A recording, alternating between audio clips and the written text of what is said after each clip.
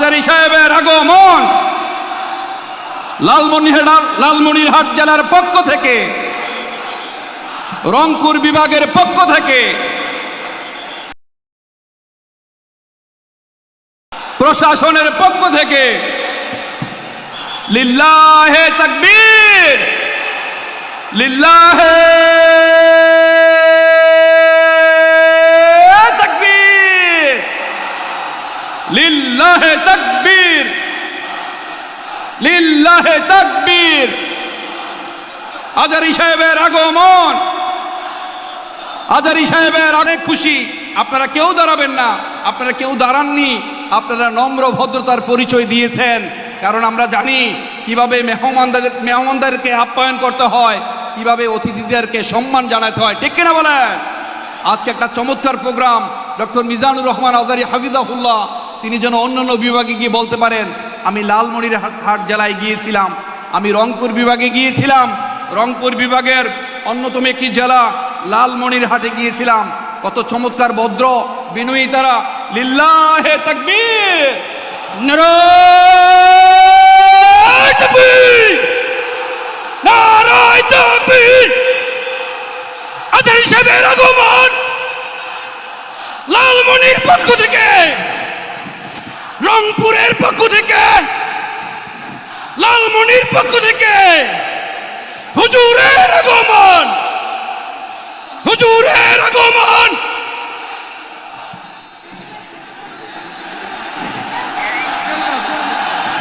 নারায়ে তাকবীর, নারায়ে তাকবীর। হুজুরের আগমন লালমনির পক্ষ থেকে, প্রশাসনের পক্ষ থেকে, সেনাবাহিনীর পক্ষ থেকে, তাওহীদের পক্ষ থেকে, মুসলমানের পক্ষ থেকে।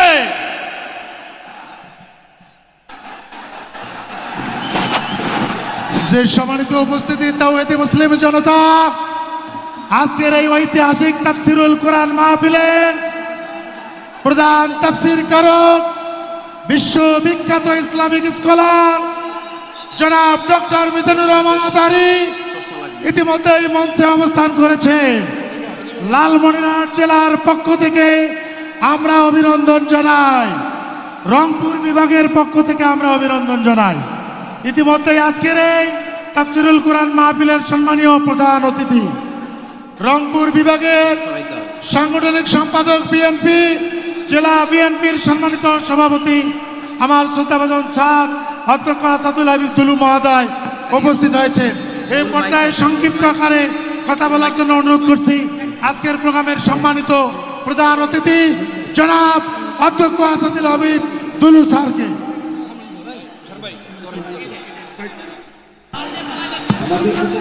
বিসমিল্লাহির রহমানির রহিম।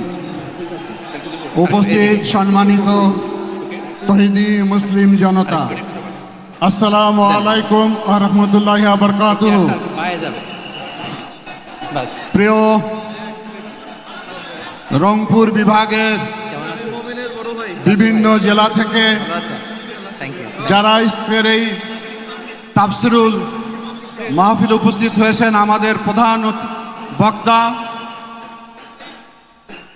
যার নতুন করে কোনো পরিচয় দেওয়ার প্রয়োজন হয় না, যাকে ঘিরে বাংলাদেশের মানুষের মধ্যে যে আবেগ, যে অনুভূতি সৃষ্টি হয়েছে, তার বহিঃপ্রকাশ ঘটেছে আজকের লালমনিরহাটের ঐতিহাসিক সরহাদ্দি মাঠে।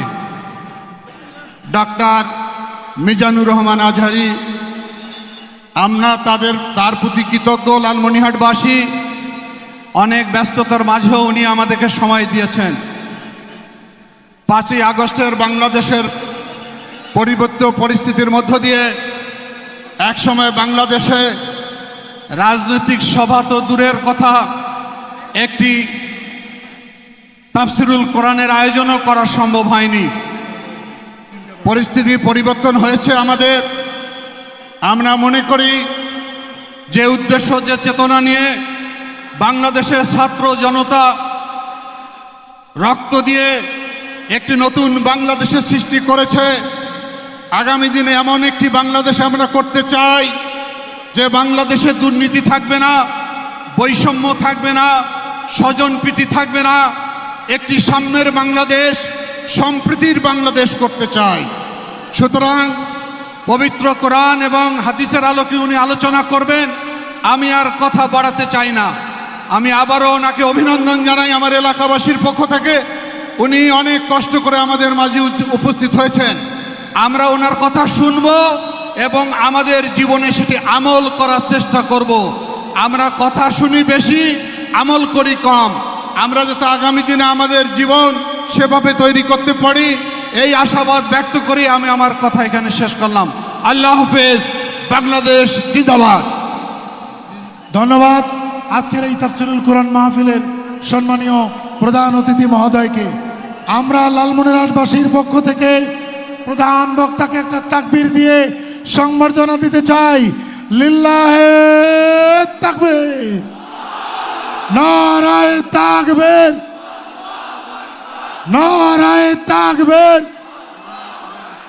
আল কোরআনের আলো, আল হাদিসের আলো, হাজারি ভাইয়ের আগমন লালমনিরহাটের পক্ষ থেকে,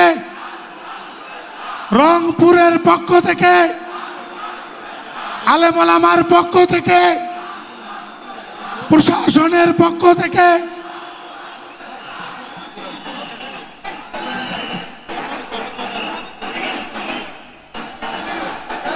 অপেক্ষার পালা শেষ। সবাই বলি আলহামদুলিল্লাহ। হে লালমনিরহাটবাসী, কোন ক্রাইটেরিয়াতে এই প্রোগ্রাম লালমনিরহাট পায় না। আমাদের প্রাচুর্যতা নাই, কিন্তু আমরা যে ভালোবাসতে জানি সেটা প্রমাণ করতে হবে। তৈরি আছি, সেটা হলো এখনই। একজনও থাকবে না যে দাঁড়ায় থাকবে। যে ভালোবাসে বলে দাবি করে সে বসে যাবে। আমি 3 পর্যন্ত গুনবো, দেখি ভালোবাসেন কিনা। 1 2 3, বসে যান। এবার আমরা যে কথা বলবো না, মানসমাতানাদা, মুক্তি সেই পায় যে নীরব থাকে। এবার সবাই আরবি হরফ বলবেন। মিম, যে মিম দিয়ে জান্নাতের তালা খুলবো। মিম। এই শাহাদাত আঙ্গুল ঠোঁটে সবার, ক্যামেরাগুলো আপনাদের দিকে। শাহাদাত আঙ্গুল ঠোঁটে। মিম।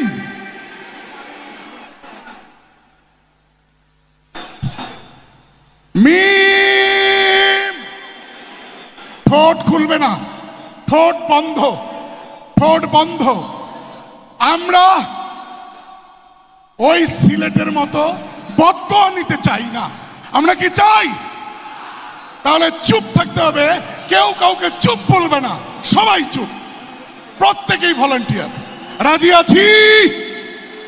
এবার শেষবার মিম বলে শেষ করব। মিম।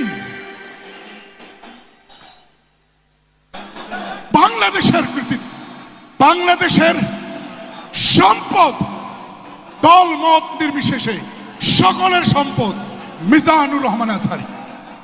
প্রিয় ভাই, আপনাকে আমরা অনেক প্রাচুর্যপূর্ণ আয়োজন করতে পারিনি, কারণ আমরা উত্তরবঙ্গের মঙ্গা এলাকার মানুষ। কিন্তু আমরা কথা দিচ্ছি, আমরা আপনাকে ভালোবাসবো শৃঙ্খলার মধ্য দিয়ে। ঠিক না বেঠি?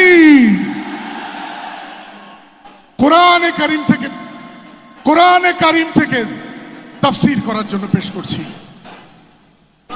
এশিয়ার সর্বশ্রেষ্ঠ Islamic scholar doctor Mizanur Rahman হাফিজাহুল্লাহ, বারাকাল্লাহ, হায়াকাল্লাহ। অনুরোধ করছি তাফসীর পেশ করার জন্য। চুপ।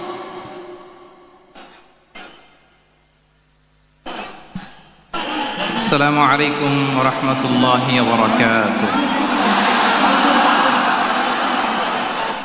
إن الحمد لله إن الحمد لله نحمده ونستعينه ونستغفره ونؤمن به ونتوكل عليه ونعوذ بالله من شرور أنفسنا ومن سيئات أعمالنا من يهده الله فلا مضل له ومن يضلل فلا هادي له أي فلن تجد له وليا مرشدا ونشهد أن لا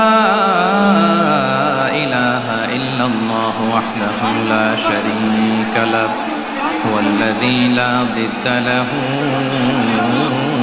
ولا ند له لا مثل له ولا مثيل له وزير له ولا كفيل له لا شبه له ولا شبيه له لا ولد له ولا والد له وهو الواحد الفرد الصمد لم يلد ولم يولد ولم يكن له كفوا أحد ونشهد أن سيدنا ونبينا وحبيبنا وبشيرنا ونذيرنا وطبيبنا وطبيب قلوبنا وحبيبنا وحبيب ربنا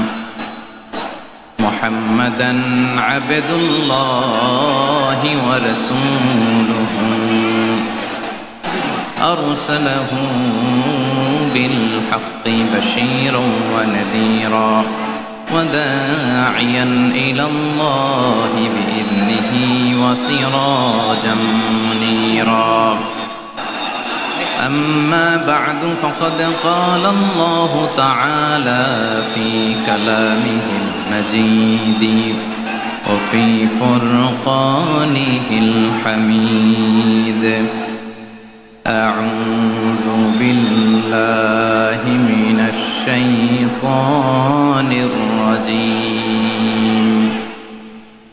بسم الله الرحمن الرحيم ولا تسبوا الذين يدعون من دون الله فيسبوا الله عدوا بغير علم كذلك زينا لكل أمة عملهم ثم إلى ربهم مرجعهم فينبئهم بما كانوا يعملون إن الله وملائكته يصلون على النبي يا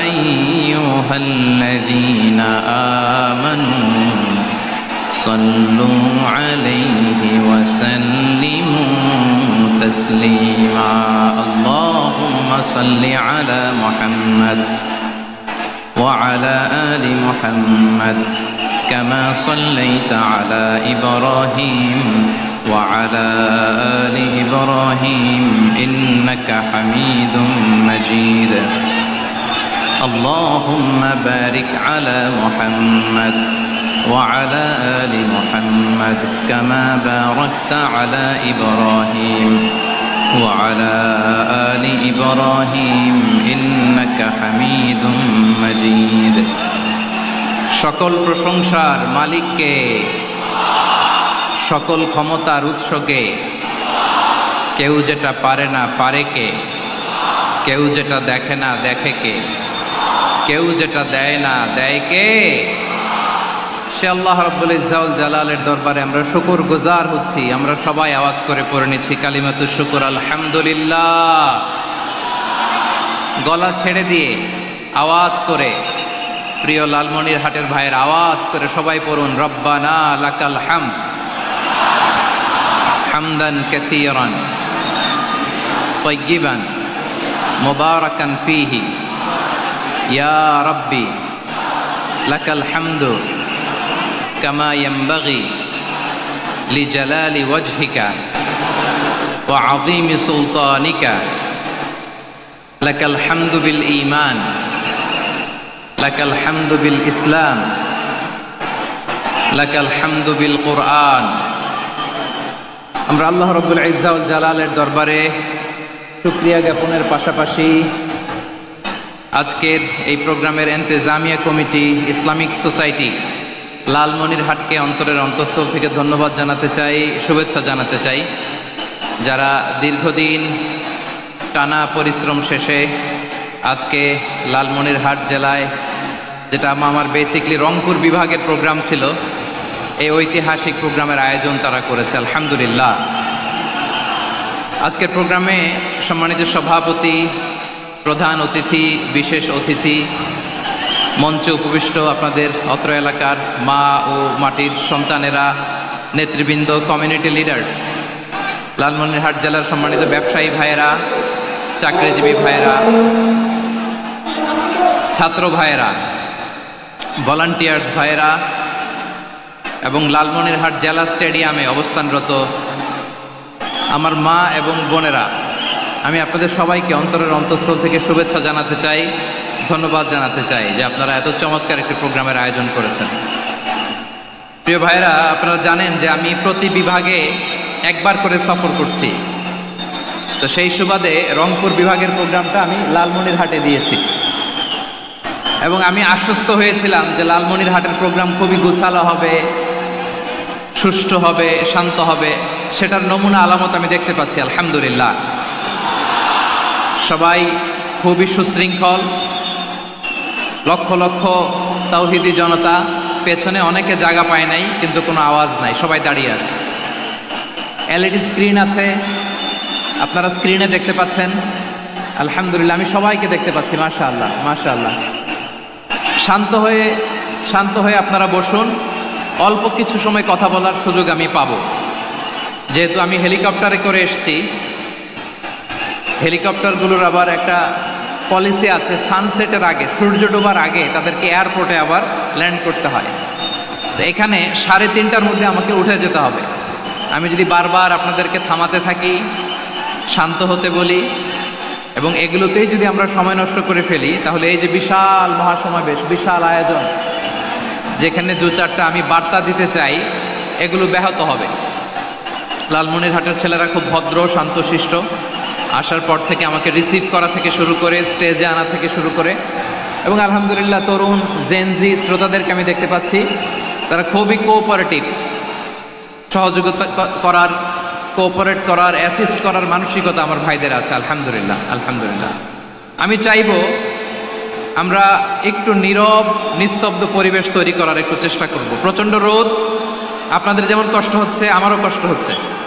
ওনারা বলেছিল স্টেজকে সরাবে, উপরে পর্দা দিবে। আমি বললাম দরকার নাই, যেই পরিস্থিতিতে আছি আমরা বসি, শান্ত হইতে হবে।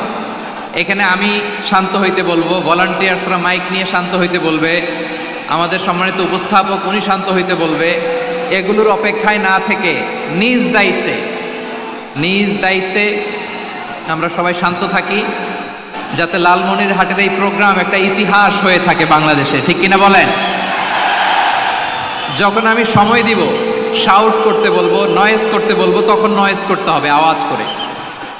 আর যখন কথা বলবো তখন একেবারে চুপ থাকতে হবে, একেবারে চুপ। মাশাআল্লাহ, হ্যাঁ ঠিক আছে, একেবারে চুপচাপ থাকতে হবে। ধুলা উড়ানো যাবে না, সামনে আগানো যাবে না। নিজের সুবিধা, নিরাপত্তা বুঝতে হবে। এটা কোনো রাজনৈতিক সমাবেশ না, এখানে লাফালাফি, চিৎকার চেঁচামেচি, হাত দেখানোর দরকার নাই। হাত দেখানোর পর্ব শেষ। এখানেও ঠান্ডা হয়ে গেছে, মাশাআল্লাহ, হ্যাঁ মাশাআল্লাহ। আমাদের ভলান্টিয়ার্স ভাইরা, আমাদের স্বেচ্ছাসেবক ভাইরা, আইন শৃঙ্খলা রক্ষাকারী ভাইরা অনেক চেষ্টা করতেছে, মাশাআল্লাহ, very good. I am very happy to C this scenario, মাশাআল্লাহ, আলহামদুলিল্লাহ। আমি একটু দেখতে চাই যে রংপুর বিভাগের কে কোন জেলা থেকে আপনারা এসেছেন। কুড়িগ্রাম থেকে কারা এসেছেন দেখি, কুড়িগ্রাম, মাশাআল্লাহ মাশাআল্লাহ। আচ্ছা, গাইবান্ধা জেলার কে আসছেন? গাইবান্ধা, হ্যাঁ মাশাআল্লাহ। ঠাকুরগাঁও অনেকে আসছেন। দিনাজপুর জেলা থেকে মাশাআল্লাহ। নীলফামারী, ঠিক আছে, ফি আমানিল্লাহ। পঞ্চগড় অনেক আসছে। রংপুর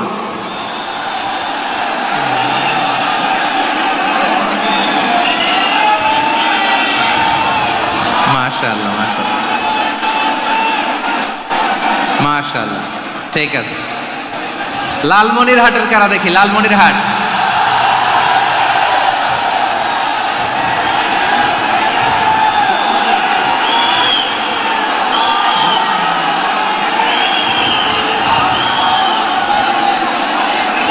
মাশাআল্লাহ মাশাআল্লাহ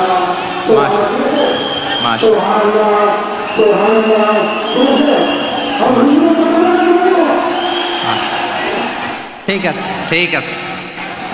আচ্ছা, এই রংপুর বিভাগের বাইরে থেকে অন্য জেলার কারা কারা আসছেন দেখি? তাও আছে অনেকে, মাশাআল্লাহ, ঠিক আছে। আজকের প্রোগ্রামে উপস্থিত আছেন প্রধান অতিথি হিসেবে অধ্যক্ষ আসাদুল হাবিব দুলু ভাই, সাংগঠনিক সম্পাদক বিএনপি, জাতীয় নির্বাহী কমিটির সভাপতি, জেলা বিএনপি লালমনিরহাট। বিশেষ অতিথি হিসেবে আমাদের অনেক ভাইরা এসছেন, সবাইকে শুকরিয়া জানাই। সভাপতিত্ব করছেন জনাব আব্দুল হাকিম। আইন শৃঙ্খলা বাহিনী, প্রশাসন, ভলান্টিয়ার্স, শুনেছি আমি প্রায় 5,000 ভলান্টিয়ার্স আপনারা নিয়োগ দিয়েছেন। আলহামদুলিল্লাহ, অনেক গোছালো প্রোগ্রাম।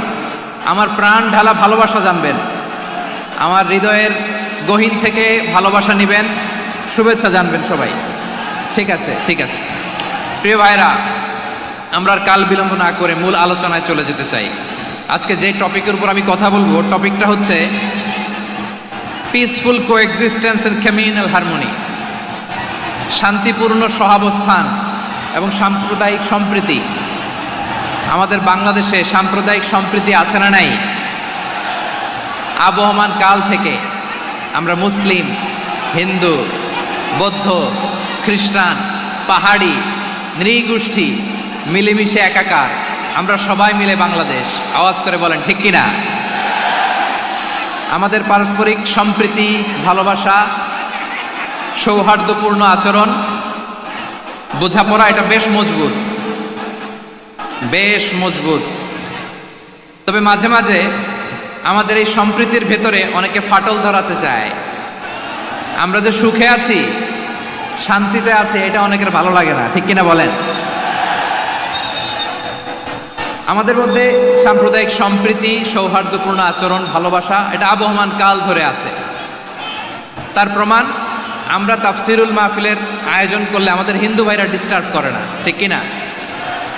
এবং আমি যদি বলি হাত তোলেন, হিন্দু ধর্মের কারা কারা এসেছেন, কত শত কত হাজার যে হাত উঠবে, আপনি অবাক হয়ে যাবেন। আমি চাচ্ছি না হাত উঠাতে। খুলনাতে সর্বশেষ যে আমি প্রোগ্রাম করে গেলাম, সেখানে কয়েকশো হিন্দু ভাই আসছে আমাদের আলোচনা শুনতে, আলহামদুলিল্লাহ। অনেক বৌদ্ধরা আসে, অনেক খ্রিস্টানরা আসে। এবার সফরেও অনেক হিন্দু ভাইরা আমার সাথে দেখা করেছে, তারা বলেছে হুজুর আমরা আপনার আলোচনা শুনি, আলহামদুলিল্লাহ বলেন। So it's our responsibility to present our religion to our non-Muslim brothers and sisters. আমাদের অমুসলিম ভাই বোনদের কাছে ইসলামের সৌন্দর্য তুলে ধরা, এটা আমাদের দায়িত্ব। We all are the ambassador of Islam. আমরা প্রত্যেকে দায়িত্বশীল, আমরা প্রত্যেকে এক একজন ইসলামের অ্যাম্বাসেডর, আলহামদুলিল্লাহ বলেন। এজন্য এমনভাবে দ্য বিউটি অফ ইসলাম, ইসলামের সৌন্দর্য আমাদেরকে ফুটিয়ে তুলতে হবে, যাতে করে নন মুসলিমরা শাহাদা পড়ে, কালিমা পড়ে মুসলমান হয়ে যায়। অনেক নন মুসলিম ভাই বোন আমাদের হাতে শাহাদা পড়ে, কালিমা পড়ে মুসলমান হয়েছে, অনেক। সো আমরা যেন ইসলামের বিউটিটাকে তুলে ধরতে পারি, এবং এই যে সম্প্রীতি, এটাকে যেন আমরা অটুট রাখতে পারি। আদতে বাংলাদেশের ইতিহাস বলে আমাদের দেশে কোনো দাঙ্গা নাই, আছে? লালমনিরহাটের ভাইয়ের আওয়াজ করে বলেন, আমাদের দেশে হিন্দু মুসলিম দাঙ্গা আছে? আমরা ভাই ভাই, আওয়াজ করে বলুন তো, আমরা কি ভাই? কিন্তু কিছু দুষ্ট লোক আছে, তারা আমাদের সম্পর্কের মধ্যে ফাটল ধরাতে চায়, ঠিক কিনা বলেন? মাঝে মাঝে ঝগড়া লাগাতে চায়, দেখবেন পত্রপত্রিকায় দেখা যায় বিভিন্ন ধর্মীয় উপাসনালয়গুলোতে হামলা চালানো হয়, এগুলো রাজনৈতিক উদ্দেশ্য প্রণোদিত, এগুলোর সাথে ইসলামের কোনো সম্পর্ক নাই। এই জন্য এই দুর্বৃত্তদের ব্যাপারে আমাদের সাবধান থাকতে হবে। আমরা সবসময় যেমনি ঐক্যবদ্ধ, ইউনাইটেড, আমরা যদি এরকম ইউনাইটেড থাকি, এই সমস্ত দুর্বৃত্তদের কালো হাত ভেঙে দিতে আমাদের 1 ঘন্টাও লাগবে না। চিল্লায় বলো ঠিক কিনা? আমরা সংঘবদ্ধ থাকবো। এই যে আমাদের পিসফুল কোএক্সিস্টেন্স, শান্তিপূর্ণ সহাবস্থান, হিন্দুরা পূজা করে, যেদিন হিন্দুদের পূজা অনুষ্ঠান আমরা ওই দিন তাফসির মাহফিল করি না, ঠিক কিনা বলেন? যেদিন আমাদের তাফসিরুল কোরআনের প্রোগ্রাম, ওই দিন আমাদের হিন্দু ভাইরা ডিস্টার্ব করে না। সুবহানাল্লাহ।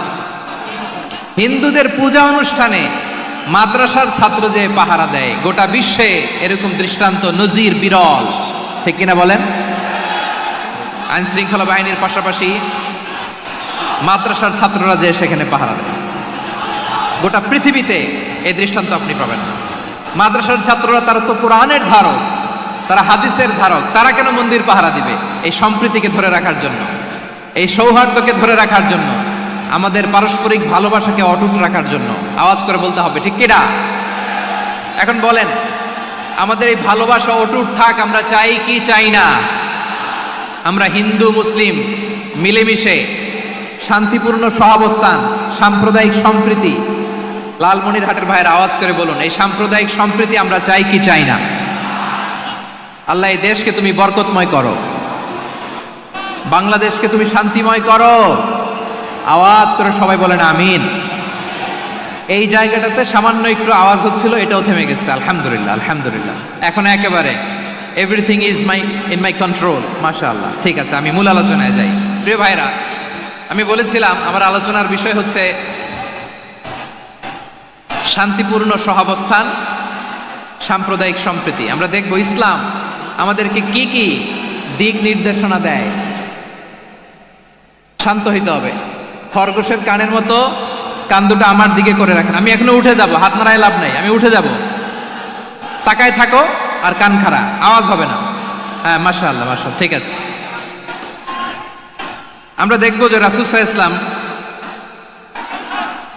এই পিসফুল কোএক্সিস্টেন্সের জন্য আমাদের কি শিখিয়েছেন, কি কি গাইডলাইন দিয়েছেন। আমরা 1, 2, 3, 4 করে এগুলো আপনাদের সাথে শেয়ার করব। আমি আপনাদের খেদমতে সূরাতুল আনআমের 108 নম্বর আয়াত তেলাওয়াত করেছি। এখানে আল্লাহ রাব্বুল ইজ্জা ওয়াল জালাল তিনি ইরশাদ করছেন, ওয়ালা তাসুব্বুল্লাযীনা ইয়াদউনা মিন দুনিল্লাহি ফায়াসুব্বুল্লাহা আদওয়ান বিগাইরি ইলম কাযালিকা যায়্যান্না লিকুল্লি উম্মাতিন আমালাহুম থুম্মা ইলা রাব্বিহিম মারজিউহুম ফায়ুনাব্বিউহুম বিমা কানু ইয়ামালুন। রব্বুল আলামিন বলেন, গোলাম ও আমার ইমানদার বান্দারা, শোনো শোনো, ও আমার বিশ্বাসী বান্দারা, শোনো শোনো, লা তাসুব্বুল্লাযীনা ইয়াদউনা মিন দুনিল্লাহ ফায়াসুব্বুল্লাহা আদওয়াম বিগাইরি ইলম। ও আমার বিশ্বাসী বান্দারা, যারা আল্লাহকে ব্যতি রেখে, আল্লাহকে বাদ দিয়ে অন্য উপাস্যকে ডাকে, দেবীর পূজা করে, দেবতাদের পূজা করে, তোমরা খবরদার তাদের গালি দিও না। আওয়াজ করে বলেন, কি দিও না? আল্লাহ বলেন, ও বিশ্বাসীরা শোনো, যারা আল্লাহকে বেছে রেখে দেবীর পূজা করে, অন্য উপাস্যের পূজা করে, তাদেরকে ডাকে, ওই দেবতাদেরকে তোমরা গালি দিও না। যদি ওই দেবতাদেরকে গালি দাও, তাহলে ভুলবশত, শত্রুতাবশত তারা তোমাদের রব আল্লাহকে গালি দেবে, ঠিক কিনা? তোমরা যদি তাদের দেবতাদের গালি দাও, ওরা রেগে তোমার আল্লাহরে গালি দিবে, তাহলে আল্লাহরে গালি খাওয়ানোর কারণ হয়ে গেলাম আমি, ঠিক কিনা বলেন?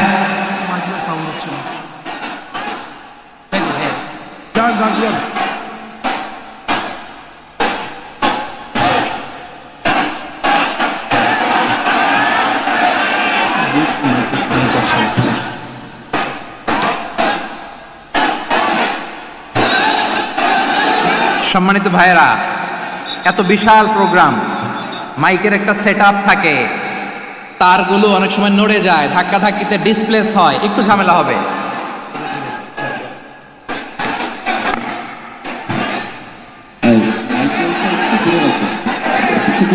ব্যাস ব্যাস ব্যাস, হ্যাঁ ঠিক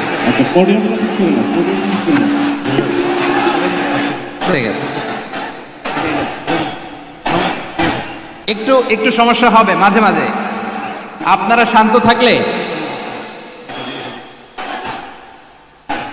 শান্ত থাকতে হবে। এইভাবে সাউন্ড নাই, এই নাই, এই বলতে বলতে আমার সময়ও নাই, উঠে যেতে হবে, এগুলো বোকামি। এই বিভাগীয় প্রোগ্রামগুলোতে যাই, চিৎকার চেঁচামেচি করে তোমরা আসো, সময় শেষ আমাকে উঠে যেতে হয়, আমরা তো বঞ্চিত হলাম। গুরুত্বপূর্ণ অনেক কথা শোনাবো তোমাদের, অনেক। প্রিয় ভাইরা, আপনারা শান্ত হয়ে বসুন, শান্ত হয়ে। রব্বুল আলামিন বলেন, খবরদার বিশ্বাসীরা, আল্লাহ ছাড়া যারা অন্যান্য উপাস্যদেরকে ডাকে, দেবতাদেরকে ডাকে, তাদেরকে তোমরা গালি দিও না। ওই সমস্ত দেবতাদেরকে যদি তোমরা গালি দাও তাহলে তারা আল্লাহকে গালি দিবে, ঠিক কিনা বলে? আমরা দেবতাদের গালি দিলে ওরা আল্লাহকে গালি দিবে। রব্বুল আলামিন বলেন, খবরদার দেবতাদেরকে গালি দিও না, তাহলে ওরা তোমার রব আল্লাহরে গালি দেবে। প্রতিটি জাতির জন্য তাদের কাজকে আমি আল্লাহ সুশোভিত করে রেখেছি, তারা সবাই একদিন আমার কাছেই ফিরে আসবে। এরপর আমি রব্বুল আলামিন তাদের আমলনামা তাদেরকে জানিয়ে দেব। সুবহানাল্লাহ পড়ে। প্রিয় ভাইরা, আল্লাহ তাআলা বলেছেন খবরদার গালি দিও না। আদেশটা কার? আওয়াজ করে বলেন তো। হিন্দুদের দেবতা দেবদেবীদেরকে গালি দেওয়া যাবে না, আওয়াজ করে বলুন প্রিয় ভাইরা, এই আদেশটা কার? এই আপনাদের গলার আওয়াজ। অন্য ধর্মের দেবতাদেরকে যে গালি দেওয়া যাবে না, এই আদেশটা কার? আরো জোরে বলুন, কার? গালি দিবেন কোন দেবতাকে? দিবেন? যদি দেন তাহলে ওরা আল্লাহরে গালি দিবে, তাহলে আল্লাহরে গালি খাওয়াইলো কে? আপনি, ঠিক কিনা বলেন? আমি আল্লাহকে গালি খাওয়ানোর কারণ হলাম, কারণ আমি যদি গালি না দিতাম ওরা আমার রবকে গালি দিত না। আওয়াজ করে বলেন ঠিক কিনা? তাহলে প্রিয় ভাইয়েরা, ইসলাম আমাদেরকে শিখায়, সূরাতুল আনআমের 108 নম্বর আয়াত থেকে আমরা বুঝলাম কোন ধর্মকে ছোট করা যাবে না। অন্য ধর্মকে ছোট করা মানে ইসলামকে ছোট করা। অন্য ধর্মের দেবতাকে গালি দেওয়া মানে আল্লাহকে গালি খাওয়ানো। আওয়াজ করে বলেন ঠিক কিনা? খবরদার, এটা করা যাবে না। আর অন্য ধর্মের দেবতাকে যদি আপনি গালি দেন, ওরা ইসলাম থেকে দূরে সরে যাবে। যাও ইসলামের প্রতি আকৃষ্ট হয়েছিল আর কোনোদিন ইসলামের ধারে কাছে আসবে না। আওয়াজ করে বলেন ঠিক কিনা? এজন্য কখনো কোনোদিন অন্য ধর্মের দেবতাদেরকে গালি দেওয়া যাবে না। অন্য ধর্মের কোনো দেবতাদেরকে আমরা গালি দিব না, গালি দিব না, বরং ইসলামের beauty, the beauty of Islam, ইসলামের সৌন্দর্যকে আমরা তুলে ধরব। আমরা যদি বিশ্বনবী সাল্লাল্লাহু আলাইহি ওয়াসাল্লামের জীবনের দিকে তাকাই, তাহলে আমি দেখব বিষ্ণু ইসলাম মক্কাতে কিংবা মদিনাতে অন্য ধর্মের লোকদের সাথে খুব পিসফুলি লাইফ লিড করেছেন। হোক মুশরিক, হোক খ্রিস্টান, হোক ইহুদি, বিশ্বনবী সবার সাথে মিলেমিশে ছিলেন। আলহামদুলিল্লাহ বলেন। ইসলাম হচ্ছে পিসফুল রিলিজিয়ান। অন্য ধর্মের প্রতি সহনশীলতার সবক ইসলাম আমাদেরকে দেয়। কিন্তু প্রতিটি মুসলিমের এটা মনে রাখতে হবে, আল্লাহর কাছে পছন্দনীয় গ্রহণযোগ্য ধর্ম, জীবনাদর্শ একটি, সেটা হচ্ছে ইসলাম। আওয়াজ করে বলেন সেটা কি? লালমনিরহাটের ভাইয়েরা আওয়াজ করে বলুন, আল্লাহর কাছে মনোনীত ধর্ম একটি, সেটা কি?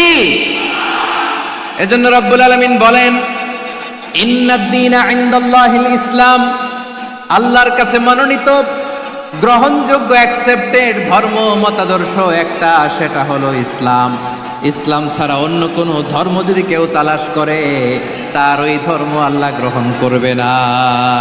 ওমাইয়াবতাগি গায়রাল ইসলামি দীনান ফালাই ইউকবালা মিন ওয়া হুয়া ফিল আখিরাতি মিনাল খাসিরিন।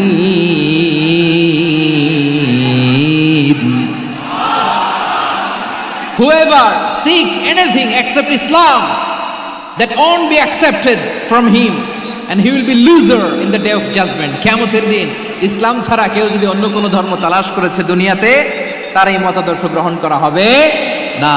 and he will be loser, সে হবে লুজার, ক্ষতিগ্রস্ত, হাই হাই কোম্পানির ম্যানেজার। ওর আমও শেষ, সালাও শেষ। আওয়াজ করে বলেন ঠিক কি না? এজন্য ইসলাম পেয়ে আমরা খুশি না বেজার? প্রত্যেক নামাজ শেষে আমরা আল্লাহরে বলি, আল্লাহ রাদিতু বিল্লাহি রাব্বা ওয়া বিল ইসলামি দীনা ওয়া বি মুহাম্মাদিন নাবিয়ান ওয়া রাসূলা। ও আল্লাহ, তোমারে রব হিসেবে পেয়ে আমরা খুশি।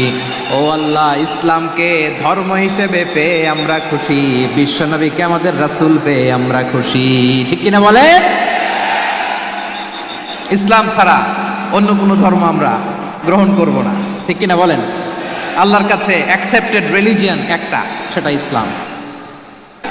তো বিশ্বনবী সাল্লাল্লাহু আলাইহি ওয়াসাল্লাম মক্কাতে কিংবা মদিনাতে খুব পিসফুলি এক্সিস্ট করেছেন, যে কোনো ধর্মের সাথে মিলেমিশে চলেছেন। তার প্রমাণ আমরা যদি রাসূল সাল্লাল্লাহু আলাইহি ওয়াসাল্লামের বায়োগ্রাফির দিকে তাকাই, তাহলে দেখব তিনি মুশরিকদের সাথে পিস ট্রিটি করেছেন, শান্তি চুক্তি, পিস ট্রিটি, পিস এগ্রিমেন্ট।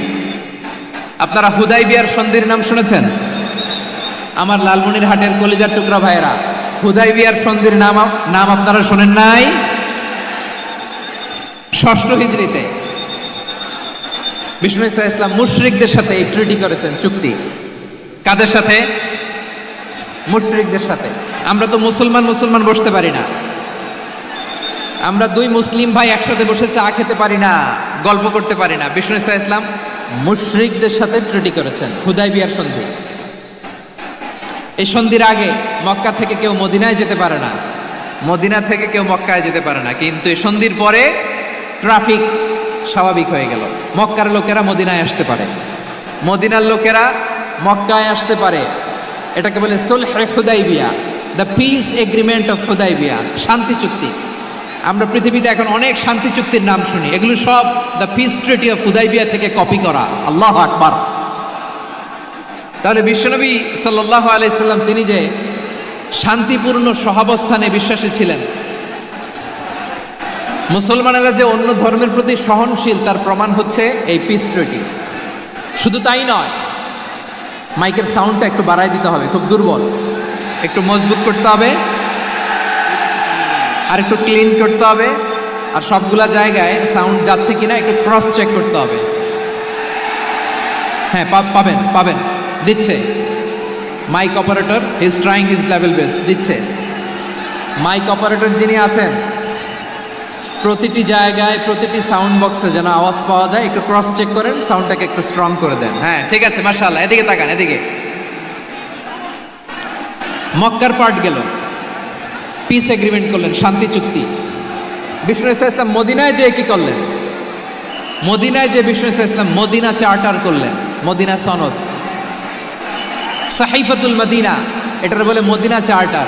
এই যে ওয়েস্টে, ইউরোপে, আমেরিকাতে তারা অনেক চার্টার করে, এই সব চার্টার মদিনা চার্টার থেকে কপি করা। আওয়াজ করে পড়েন সুবহানাল্লাহ। বিষ্ণু সাল্লাল্লাহু আলাইহি ওয়াসাল্লাম মদিনায় গেলেন, মদিনাতে মুসলিম, মুশরিক, ইয়াহুদি, এই তিন ধর্মের লোক মিলে সব স্টেক হোল্ডার যারা আছে সবাইকে নিয়ে বিষ্ণু সাল্লাল্লাহু আলাইহি ওয়াসাল্লাম মদিনা চার্টার করলেন, মদিনা সনদ পড়েন সুবহানাল্লাহ। শুধু তাই নয়, মক্কাতে বিশ্বনবী পিস এগ্রিমেন্ট করলেন, শান্তি চুক্তি মুশরিকদের সাথে। মদিনাতে যে বিশ্বনবী মদিনা চার্টার করলেন, মদিনা সনদ করলেন ইহুদিদের সাথে। আবার মদিনাতে বিশ্বনবী ইহুদিদের সাথে পিস ডায়ালগ করলেন, ইন্টারফেথ ডায়ালগ করলেন, আন্তধর্মীয় সংলাপ করলেন, যেই সংলাপের মূল ভিত্তি ছিল তাওহীদ। মূল ভিত্তি ছিল কি? তাওহীদ। বিশ্বনবী ইহুদিদেরকে ডাকলেন, আহ্বান করলেন, কুল ইয়া আহলাল কিতাবি তাআলাউ ইলা কালিমাতিন সাওয়াইন বাইনানা ওয়া বাইনাকুম আল্লা না'বুদা ইল্লাল্লাহ ওয়া লা নুশরিকা বিহি শাইআন ওয়া লা ইয়াত্তাখিযা বা'দুনা বা'দান আরবাবাম মিন দুনিল্লাহ فإن تولوا فقولوا اشهدوا بأننا مسلمون সুবহানাল্লাহ পড়েন। বিশ্বনবী মদিনার ইহুদিদের ডেকে বললেন, ও ইহুদিরা, শোনো শোনো, আসো এমন একটা আদর্শের প্রশ্নে আমরা একত্রিত হই, যে আদর্শের প্রচার তোমাদের নবীরাও করেছে, আমিও করি, যে আদর্শের কথা তোমাদের পবিত্র ধর্মগ্রন্থগুলোতে আছে, আমার কোরআনেও আছে, সেটা হলো তাওহীদ। আমরা এক আল্লাহ ছাড়া কারো ইবাদত করব না। আল্লাহর সাথে কাউরে শরীক করব না, আল্লাহ ছাড়া কাউরে রব মানব না। পড়েন সুবহানাল্লাহ। তাহলে আমার প্রিয় লালমনিরহাটের ভাইরা, মদিনাতে যেয়ে তিনি মদিনা চার্টার করলেন, মদিনা সনদ, পিস ডায়ালগ করলেন, শান্তির সংলাপ, ইন্টারফেথ ডায়ালগ করলেন, আন্তধর্মীয় সংলাপ, যার ভিত্তি ছিল তাওহীদ। সুবহানাল্লাহ পড়েন। তাহলে অন্য ধর্মের প্রতি সব সময় ইসলাম সহনশীল, টলারেন্স। যদি আপনি দেখতে চান ইসলামের নবী, বিশ্ব নবীর দিকে তাকান, ঠিক কিনা বলেন? আমরা তো সংখ্যালঘুদের রাইটস প্রোটেক্ট করার জন্য কত আইন বানাই, কত বৈঠক করি, কত সংবাদ সম্মেলন করি। বিষ্ণু সাল্লাল্লাহু আলাইহি ওয়াসাল্লাম সংখ্যালঘুদের রাইটসের ব্যাপারে, অধিকারের ব্যাপারে যে কথা বলেছেন, শুনলে আপনি অবাক হয়ে যাবেন। বিশ্বনবী বলেন, আলা মান যালামা মুআহাদান আও ইনতাকাসাহু আও কাল্লাফাহু ফাওকা তাআতিহি আও কাল্লাফাহু ফাওকা তাকাতিহি আও আখাযা মিনহু শাইআন বিগাইরি তিবি নাফসিন ওয়া আনা হাজিজুহু ইয়াউমাল কিয়ামা। খবরদার, জেনে রাখো, কেউ যদি কোনো সংখ্যালঘুর উপরে অত্যাচার করে, কোনো সংখ্যালঘুর প্রাপ্য থেকে যদি কেউ কাউকে ঠকায়, সংখ্যালঘুর উপর যদি কেউ কষ্ট দেয়, কোনো সংখ্যালঘুর সম্পদ যদি কেউ জোর করে কেড়ে নেয়, আমি কিয়ামতের দিন বিশ্বনবী ওই সংখ্যালঘুর পক্ষে আর ওই মুসলমানদের বিপক্ষে বাদী হয়ে দাঁড়াবো। সুবহানাল্লাহ বলতে পারলেন না? আল্লাহু আকবার। আপনি নামাজি, আপনি মুসল্লি, আপনি হাজী সাহেব, তাহাজ্জুদ পড়তে পড়তে কপালে দাগ ফেলে দিছেন, আপনার প্রতিবেশী হিন্দু, ভাবছেন আমার তো পাওয়ার আছে, ওর জমিটা দখল করি। বিশ্বনবী বলেন, কিয়ামতের দিন ওই হিন্দুর পক্ষে, তোর বিরুদ্ধে আমি বাদী হয়ে দাঁড়াবো। পৃথিবীর কোন ধর্মে এরকম স্টেটমেন্ট পাবেন? পাবেন? আপনি ভাবছেন আপনি নামাজ পড়লে হাজী সাহেব কপালে দাগ ফেলায় দিলে আপনি সালসালায় জান্নাতে চলে যাবেন না? খবরদার। বিশ্বনবী বলেন, কোন সংখ্যালঘুর উপর যদি কেউ আক্রমণ করে, তার প্রাপ্য তাকে না দিয়ে যদি তাকে ঠকায়, তার উপর জুলুম করে, তার সম্পদ যদি কেড়ে নেয়, আমি নবী, তুমি মুসলিম হইতে পারো, মুসল্লি হইতে পারো, তার পক্ষে, তোমার বিপক্ষে আল্লাহর দরবারে বাদী হয়ে দাঁড়াবো। আচ্ছা লালমনিরহাটের ভাইরা, কথা বুঝতে পারলে আওয়াজ করে উত্তর দেন। বিশ্বনবী যদি কারো বিপক্ষে দাঁড়ায় কিয়ামতের দিন, আই রিপিট, আমি আবারও বলছি, বিশ্বনবী যদি কিয়ামতের দিন কারো বিপক্ষে দাঁড়ায়, ও তো সালসালায়া জান্নাতি, তাই না? জান্নাতি না? যে নবীর সুপারিশ ছাড়া জান্নাতের গেটও দেখা যাবে না, ওই নবী যদি বলে তোর বিপক্ষে আমি বাদী হয়ে দাঁড়াবো, ওই জান্নাতে আর ঢোকার কোনো সুযোগ আমাদের থাকবে? এখানেই শেষ না আমার প্রিয় লালমনিরহাটের ভাইয়েরা, এখানেই শেষ নয়। বিশ্বনবী বলেন, মান কাতালা মুআহাদান, বুখারীর বর্ণনা, মান কাতালা মুআহাদান লাম ইয়ারাহ রাইহাতাল জান্নাহ।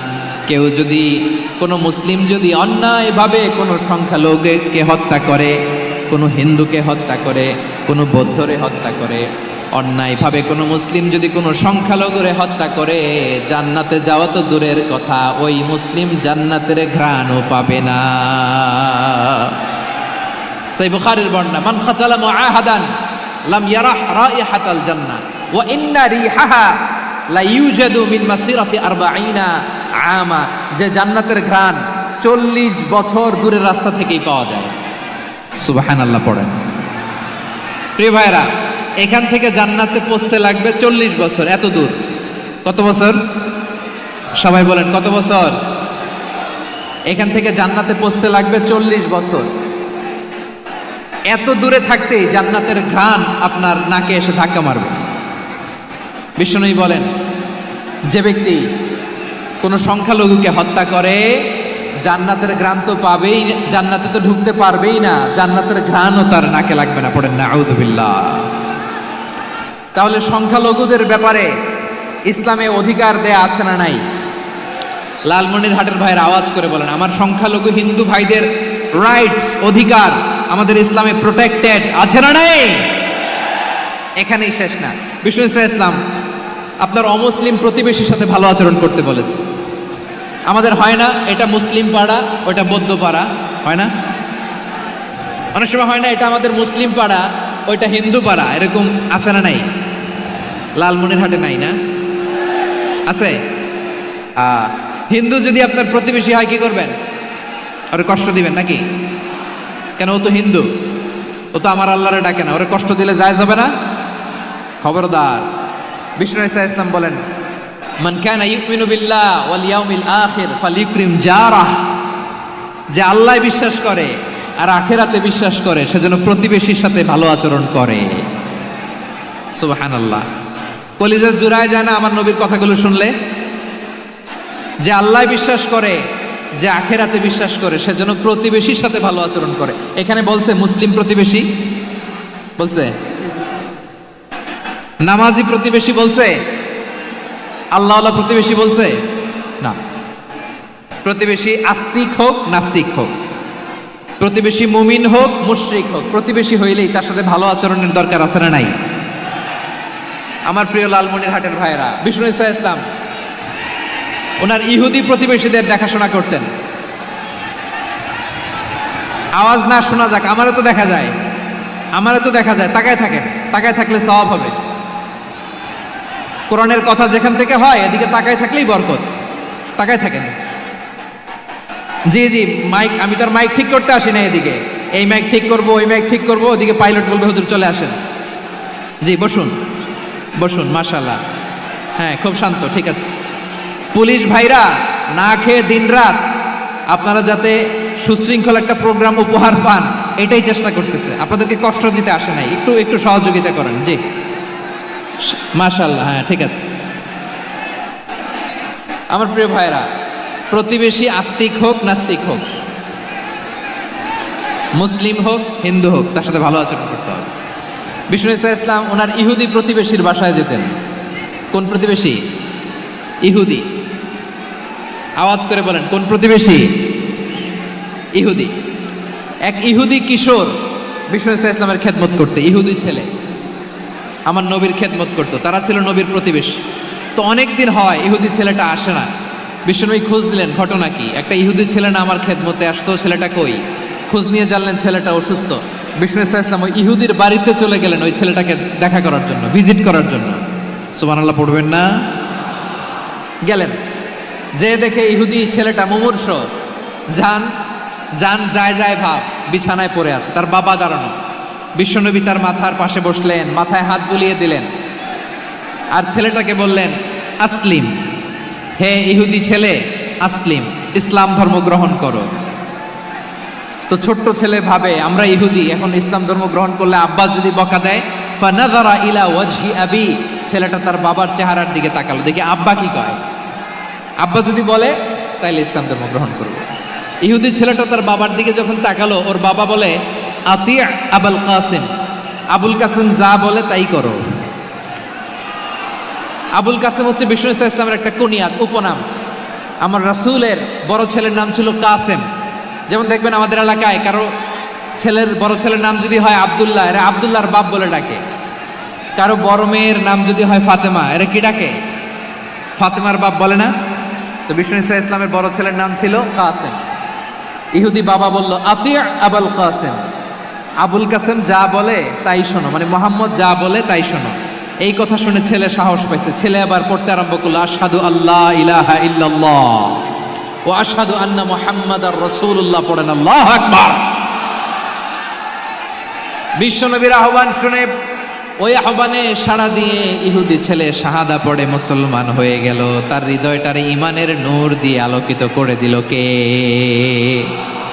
প্রিয় ভাইরা, এবার রাসূল সাল্লাল্লাহু আলাইহি ওয়াসাল্লাম বের হয়ে আসলেন ঘর থেকে, আর বললেন আলহামদুলিল্লাহিল্লাযী আনকাযাহু মিনান নার, প্রশংসা সে আল্লাহর যে আল্লাহ জাহান্নামে চলে যাচ্ছিল প্রায় এমন একটা লোককে মুহূর্তের মধ্যে কালেমায়ে শাহাদাতের বদৌলতে জান্নাতি বানায় দিলেন। আওয়াজ করে পড়েন সুবহানাল্লাহ।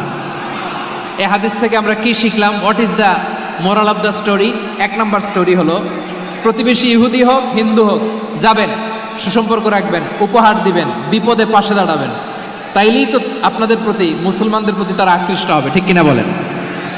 আপনি যদি হিন্দুদের সাথে বৌদ্ধদের সাথে নাই মিশেন, নাস্তিকের কাছে নাই যান, তো ইসলামের সৌন্দর্যটা ওরা বুঝবে কেমনে? আমার অনেক হিন্দু পরিচিত ভাই আছে, ওরা আমাদের ইফতারির প্রোগ্রামে এসে একসাথে ইফতারি করে। অনেক মদখোর আমার সাথে বসে একসাথে ডিনার করে, হাফ প্যান্ট পরা, গলায় স্বর্ণের চেইন, হাতে স্বর্ণের ব্রেসলেট, আইসা আমার সাথে ডিনার করছে, আছে এরকম। গাঁজাখোর, আমি বলি আসো, welcome welcome to my dinner, আসো বসো, বসলেই তো আমি ওর ডিএনএ, চিন্তার ডিএনএ চেঞ্জ করে দেওয়ার সুযোগ পাবো, চিল্লায় বলো ঠিক কি না? আসতে হবে আমার কাছে। Hour door is open, the door of Islam is open 24/7। সব সময় আমাদের ইসলামের দরজা আমার অমুসলিম ভাইদের জন্য খোলা আছে না নাই? এই হাদিস থেকে দুইটা শিক্ষা। এক নম্বর শিক্ষা, প্রতিবেশী মুসলিম হোক অমুসলিম হোক, যান, অসুস্থ হইলে একটু আপেল নিয়ে যান, আঙ্গুর নিয়ে যান, কমলা নিয়ে যান, তাদের সাথে ভালো আচরণ করেন।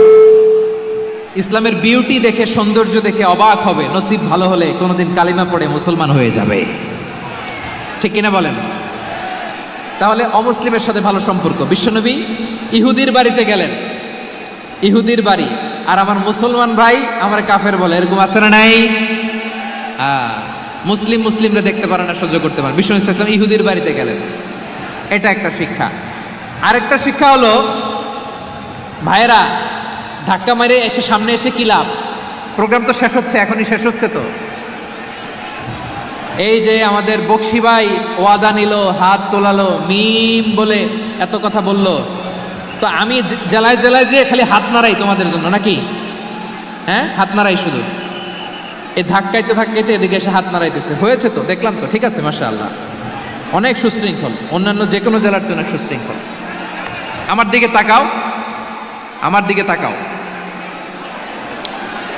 ঠিক আছে। এই যে দাঁড়িয়ে আছে, একটা ছেলে নড়ে না, দেখছেন? মাশাআল্লাহ মাশাআল্লাহ মাশাআল্লাহ। হ্যাঁ, এইভাবেই। আর কয়েকটা মজাদার কথা আছে, শোনো। এই হাদিস থেকে আমাদের শিক্ষা হলো, আমার প্রতিবেশী যেই ধর্মের হোক আমি সম্পর্ক রাখবো। অসুস্থ হলে যাব, কি বলেন ভাইরা? যাবেন না? যাবেন না আপনারা? আচ্ছা, 2 নম্বর শিক্ষা হলো, বিষ্ণু ইসা ইসলামের খাদেম ছিল ইহুদি, এতদিন খেদমত করলো, একদিনও বিশ্বনবী ওরে কালিমার দাওয়াত দেয় নাই। কারণ কি? বিশ্বনবী একটা ভালো সময়ের অপেক্ষা করতেছিলেন, প্রপার টাইমিং। দাঈর কাজ হচ্ছে দাঈ ইলাল্লাহ, সে হচ্ছে সুযোগ সন্ধানী। দাঈ সুযোগ খোঁজে, কখন দাওয়া দিলে ব্যাটে বলে হবে, ঝুপ বুঝে কোপ মারে, ঠিক কিনা বলেন? বিষ্ণু ইসলাম ভালো সময়ের অপেক্ষা করতেছিলেন, দেখি ভালো সময় আসুক আসুক আসুক আসুক। আস্তে আস্তে এমন সময় আসছে, ছেলে এবার মুমূর্ষ। অসুস্থ ব্যক্তির হৃদয় অত্যন্ত নরম থাকে, হসপিটালে যখন কেউ যায় তার হৃদয়টা বড্ড নরম থাকে, মৃত্যুর ভয়ে তার অন্তরটা নরম থাকে, ঠিক কিনা বলেন? এই প্রপার টাইমিং এর অপেক্ষা করতেছিলেন। যখনই টাইমিং পেয়েছেন, দাওয়াত দিলেন, পড়ো লা ইলাহা ইল্লাল্লাহ, সুবহানাল্লাহ পড়েন সবাই। তাহলে ইসলাম অমুসলিম প্রতিবেশীর সাথে ভালো আচরণ করতে বলে। ইসলাম অমুসলিম মাতা পিতার সাথেও ভালো আচরণ করতে বলে। মাতা পিতা যদি অমুসলিম হয়, তারা ফেলে দিতে পারবেন? পারবেন? পারবেন? আমার লালমনিরহাটের ভাইয়েরা, অনেক হিন্দু ছেলে আমাদের হাতে শাহাদা পড়ে মুসলিম হয়, কিন্তু ওর মা মুসলমান হয় নাই, বাবাও হয় নাই, এরকম আছে না নাই? তো ও হয়েছে মুসলিম, মা বাপ হিন্দু, এখন মা বাপ কি বাদ? হ্যাঁ, মা বাপ বাদ দেয়া যাবে? যেই মা আপনার 9 মাস 8 মাস পেটে ধারণ করলো, আপনার মায়ের নার ছেঁড়া ধন, আপনি ওই মারে বাদ দিতে পারবেন? যে মায়ের বুকের তাজা দুধ খেয়ে আপনি আজকে বাড়ন্ত তাজা তরতাজা, ওই মারে বাদ দেয়া যাবে? মায়ের এক ধারে দুধের দাম, কাটিয়া গায়ের চাম, পাপুষ বানাইলেও ঋণের শোধ হবে না, এমন দরদি ভাবে কেউ হবে না আমার মাগো। মায়ের এক ধারে দুধের দাম, কাটিয়া গায়ের চাম, পাপুষ বানাইলেও ঋণের শোধ হবে না, এমন দরদি ভাবে কেউ হবে না আমার মাগো, ঠিক কিনা? মাকে তো বাদ দেওয়া যায় না। وقضى ربك ألا تعبدوا إلا إياه وبالوالدين إحسانا। আল্লাহ বলে, অবধারিত 2টা ভার্ডিক্ট তোমাদের জন্য, এক আল্লাহর ইবাদত করবা আর মা বাবার প্রতি ইহসান করবা। আদেশটা কার? মা বাবার প্রতি ইহসান করতে হবে। আমার মা হিন্দু হোক, ভালো আচরণ করতে হবে, বৌদ্ধ হোক, ভালো আচরণ করতে হবে। আমার যে সমস্ত হিন্দু ভাইয়েরা মুসলিম হয়েছে, তোমাদের মা বাবা এখনো মুসলমান হয় নাই, তাদের সাথে ভালো আচরণ করতে হবে আপনাদের। খেদমত নিজে করতে হবে অথবা খেদমতের ব্যবস্থা করাই দিতে হবে। মান্থলি যে খরচ লাগে এটা দিতে হবে। আরে তুমি এখন মুসলিম, তোমার মা বাবা হিন্দু, এখনই তো সুযোগ ইসলামের সৌন্দর্য দেখানোর। এখন মা বাবা যদি দেখে আরে এটা হিন্দু থাকতে তো বদমাইশ ছিল, বেয়াদব ছিল, কি এমন ধর্ম সে গ্রহণ করলো যেটা গ্রহণের সাথে সাথে সে পাল্টে গেল? কি এমন ধর্ম সে গ্রহণ করেছে যেটা তার জীবনকে আলোকিত করে দিয়েছে? নসিব ভালো হইলে তারাও কালিমা পড়ে মুসলমান হয়ে যাবে। বিষ্ণু ইসা ইসলামের স্ত্রীর নাম ছিল আয়েশা রাদিয়াল্লাহু তাআলা আনহা, আবু বকর রাদিয়াল্লাহু তাআলা আনহুর মেয়ে। আবু বকর রাদিয়াল্লাহু তাআলা আনহুর আরেক মেয়ের নাম হচ্ছে আসমা। কি নাম? দুজনই আবু বকর রাদিয়াল্লাহু তাআলা আনহুর মেয়ে, আসমা আর আয়েশা। নাম দুটো কেমন লাগে? আসমা নামটা কেমন লাগে? আয়েশা নামটা কেমন লাগে? সবার ভালো লাগে নাই? নাম দুটো আপনাদের ভালো লাগে? লালমনিরহাটে অনাগত যদি কন্যা সন্তান হয়, যদি মনে চায় আসমা রেখে দিতে পারবেন, যদি মনে চায় আয়েশা রেখে দিয়েন।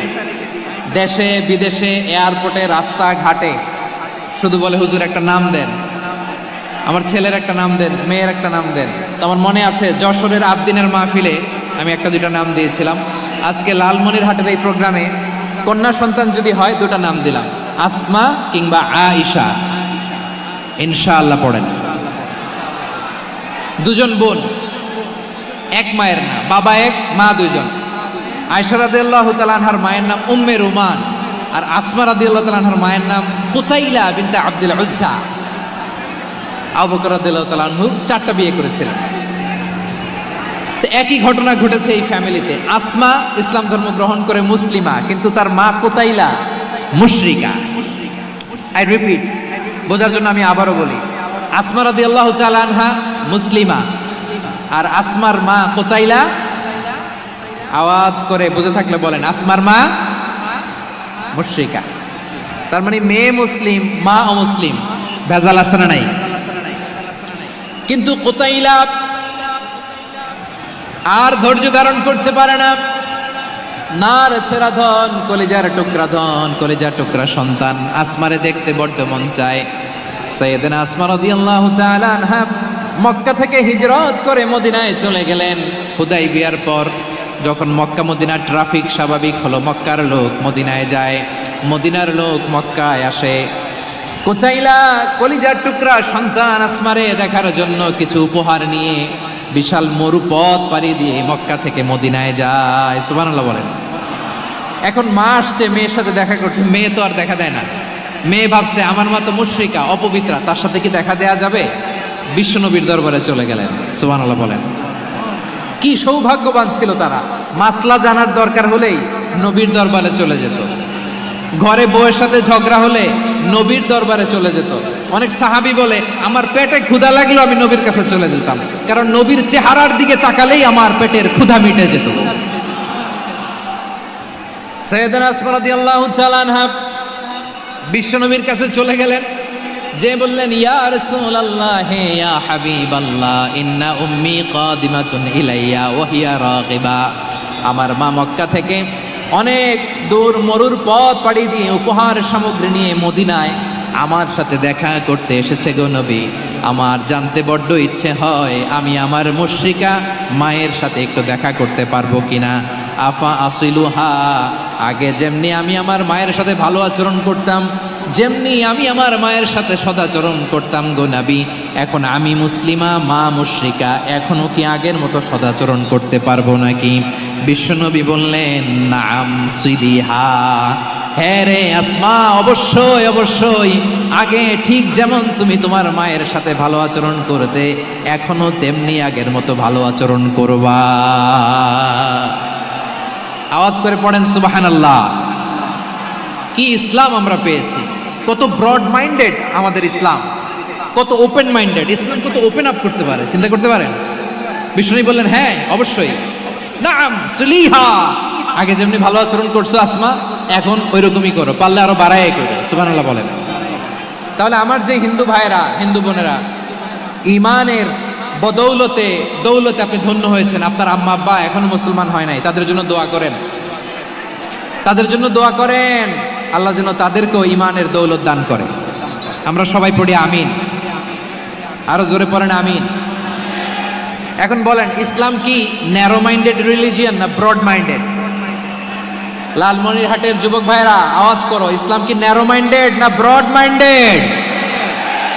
কতটা ব্রড মাইন্ডেড দেখেন, বিশ্বনবী সাল্লাল্লাহু আলাইহি সাল্লাম অমুসলিমরা যদি নবীকে উপহার দিত, ওই উপহারও বিশ্বনবী গ্রহণ করতেন। সুবহানাল্লাহ পড়েন।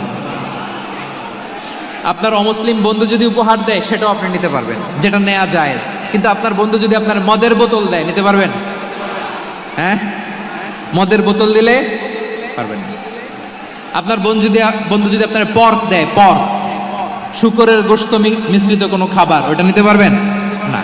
হালাল যে কোনো জিনিস নিতে পারবেন। বিশ্বনবী সাল্লাল্লাহু আলাইহি ওয়াসাল্লাম অমুসলিমদের দেয়া হাদিয়া গ্রহণ করতেন। কেমন নবী ছিলেন? আমার নবীরে চিনে নেন, আমার নবীর অ্যাটিটিউড জেনে নেন। বিশ্বনবী সাল্লাল্লাহু আলাইহি ওয়াসাল্লাম যখন কোনো জনপদে যেতেন, 3টা অপশন নিয়ে যেতেন। প্রিয় ভাইয়ের আওয়াজ করে বলতে হবে, কোনো জনপদে গেলে আমার নবীর অপশন থাকতো কয়টা? আমার মতো 3 আঙ্গুল উঁচু করে দেখান আর বলুন, আমার নবী কোনো জনপদে গেলে কয়টা অপশন নিয়ে যেতেন? 1 নাম্বার অপশন, আসলিম তাসলাম। নতুন এলাকায় গেলে বলতেন আসলিম তাসলাম, ইসলাম ধর্ম গ্রহণ করো, শান্তিতে থাকবা, আমার ভাই হয়ে যাবে, আমরা ভাই ভাই। ইসলাম মানো, আমরা ভাই ভাই। অপশন নাম্বার কত? 1। যদি বলে না ইসলাম মানবো না, ওকে, অপশন নাম্বার 2, মুসলিম হওয়ার দরকার নাই, লা ইকরাহা ফিদ্দিন, ইসলামে কোনো বাড়াবাড়ি নাই। খ্রিস্টান আছো থাকো, বৌদ্ধ আছো থাকো, ইহুদি থাকতে চাও থাকো, কিন্তু আমরা যেহেতু রিজিওনাল সুপার পাওয়ার, আমাদের আন্ডারে থাকো, ট্যাক্স দিয়ে থাকো, এটার বলে জিজিয়া। আলেম যারা আছেন বুঝবেন, এটার আরবিতে কি বলে? জিজিয়া। You pay us the tax, we will give you the security. তোমরা ট্যাক্স দিবা, আমরা সিকিউরিটি দিব, আমাদের আওতায় থাকবা, কেউ তোমাদেরকে আক্রমণ করতে পারবে না, আমরা নিরাপত্তা দিব। সুবহানাল্লাহ বলেন। এটা অপশন নাম্বার কত? আচ্ছা, বুঝে থাকলে বলেন, 1 নাম্বার অপশন কি ছিল? ইসলাম। ইসলাম মানো, শান্তিতে থাকবা, ভাই ভাই, আমরা ভাই ভাই। অপশন নাম্বার 2, ট্যাক্স দাও, আমরা নিরাপত্তা দিব, মুসলিম হওয়া লাগবে না। এখন 1 নাম্বারও মানে না, 2 নাম্বারও মানে না, মুসলিম হবো না, ভালো, খ্রিস্টান থাকো, ট্যাক্স দাও, আমরা সিকিউরিটি দিব না, এইটাও মানি না। বিষ্ণু বলেন, তাহলে তলোয়ার আমাদের আর তোমাদের মাঝে ফয়সালা করবে। মুসলিমও হবো না, ট্যাক্স দিবা, নিরাপত্তা দিব, আমরা সুপার পাওয়ার, আমাদের আন্ডারে থাকবে, এইটাও না। তাহলে তোমাদেরকে তো আমরা বিশ্বাস করতে পারি না, কখন না কখন বিশ্বাসঘাতকতা করো, কার সাথে মিলে হাত মিলাও। অধিকাংশ ক্ষেত্রেই বিশ্বনবীর সুন্দর আচরণ দেখে, আরে আমার নবীর যে নুরানি চেহারা, অনেকে তো কেবল সিরেফ চেহারাটা দেখেই কালিমা পড়ে মুসলমান হয়ে গিয়েছে। যারা মুসলিম হয় নাই, তারা তাদের ইসলামেই বলবৎ ছিল, ট্যাক্স দিয়ে ইসলামের আন্ডারে ছিল। বিষ্ণু ইসলাম 7ম হিজরিতে যখন খায়বার বিজয়ের পরে ইসলাম রিজিওনাল সুপার পাওয়ার হিসেবে আত্মপ্রকাশ করলো, বিশ্বনবী চিঠি লিখলেন অন্যান্য সুপার পাওয়ারের কাছে, রাষ্ট্রীয় চিঠি লেখে এক রাষ্ট্রপ্রধান আরেক রাষ্ট্রপ্রধানের কাছে, ঠিক কিনা বলেন? জানেন না আপনারা? এই যে 24-এর ছাত্র নাগরিক অভ্যুত্থানে, এই অভ্যুত্থান যখন শুরু হয়, আমি তখন সাউথ আফ্রিকাতে, একটা স্ট্যাটাস দিয়েছিলাম, কোটা নয়, গোটা দেশ সংস্কার করা লাগবে। শুধু বাংলাদেশ নয়, সারা বিশ্বের বাংলা ভাষাভাষী লোকেরা এই আন্দোলনের সাথে সমর্থন তারা করেছে, এটাকে সাপোর্ট করেছে, তারা সমর্থন দিয়েছে। আমাদের ইউনাইটেড আরব আমিরাতের বাংলাদেশি ভাইয়েরা, তারা সেখানে রাস্তায় নেমে এসেছিল, জানেন? ওইখানে ডেমনস্ট্রেশন করা যায় না, সেখানকার সরকার তাদেরকে যাবজ্জীবন দিয়েছিল। তখন আমাদের এই যে প্রধান উপদেষ্টা ডক্টর মোহাম্মদ ইউনূস সরাসরি G2G বলে, এটারে G2G, government to government, G2G, উনি চিঠি লিখলেন যে তাদেরকে, ইউর হাইনেস, হে সম্মানিত আমির, আপনি আমার এই চিঠির কারণে আমার সম্মানে এই 53 জন বাংলাদেশিকে মাফ করে দেন। এই চিঠির বদৌলতে বেকসুর খালাস পেয়ে গিয়েছিল আমাদের ভাইরা। জানেন না এই ঘটনা আপনারা? তাহলে গভর্নমেন্ট টু গভর্নমেন্ট চিঠি দেওয়া হয়। 7ম হিজরিতে বিষ্ণু ইসলাম সব সুপার পাওয়ারের কাছে চিঠি দিলেন, রোমান সম্রাটের কাছে, পারস্য অধিপতির কাছে, মিশরের অধিপতির কাছে, সবার কাছে চিঠি লিখলেন। চিঠির ভাষা ছিল এরকম, মিন মুহাম্মাদিন রাসূলিল্লাহ ইলা মুকাউকিস আযীমিল কিবত, মুহাম্মদ রাসূলুল্লাহর পক্ষ থেকে মিশরের বাদশার কাছে, আসলিম তাসলাম, ইসলাম মানো শান্তিতে থাকবা, সালামুন আলা মান ইত্তাবা আল হুদা, শান্তি তার জন্য যে হেদায়েতের অনুসরণ করে। সুবহানাল্লাহ পড়েন। তো এই চিঠি অনেকে ভালোভাবে রিসিভ করেছে, অনেকে এই চিঠি পাওয়ার পরে নবীর কাছে আবার ইন রিটার্ন উপহার পাঠিয়েছে। কি পাঠিয়েছে? উপহার। মিশরের বাদশা মুকাউকিস তিনি বিশ্বনবীকে বিশাল এক উপহারের ডালি পাঠিয়েছেন। মিশরের বাদশা মুকাউকিস ছিলেন ধর্মে খ্রিস্টান। লালমনিরহাটের ভাইয়েরা আওয়াজ করে বলেন, মিশরের বাদশা ধর্মে কি ছিল? খ্রিস্টান। কি উপহার দিয়েছিল আমার নবীকে? শুনতে মনে চায়? আওয়াজ নাই লালমনিরহাটের গলায়,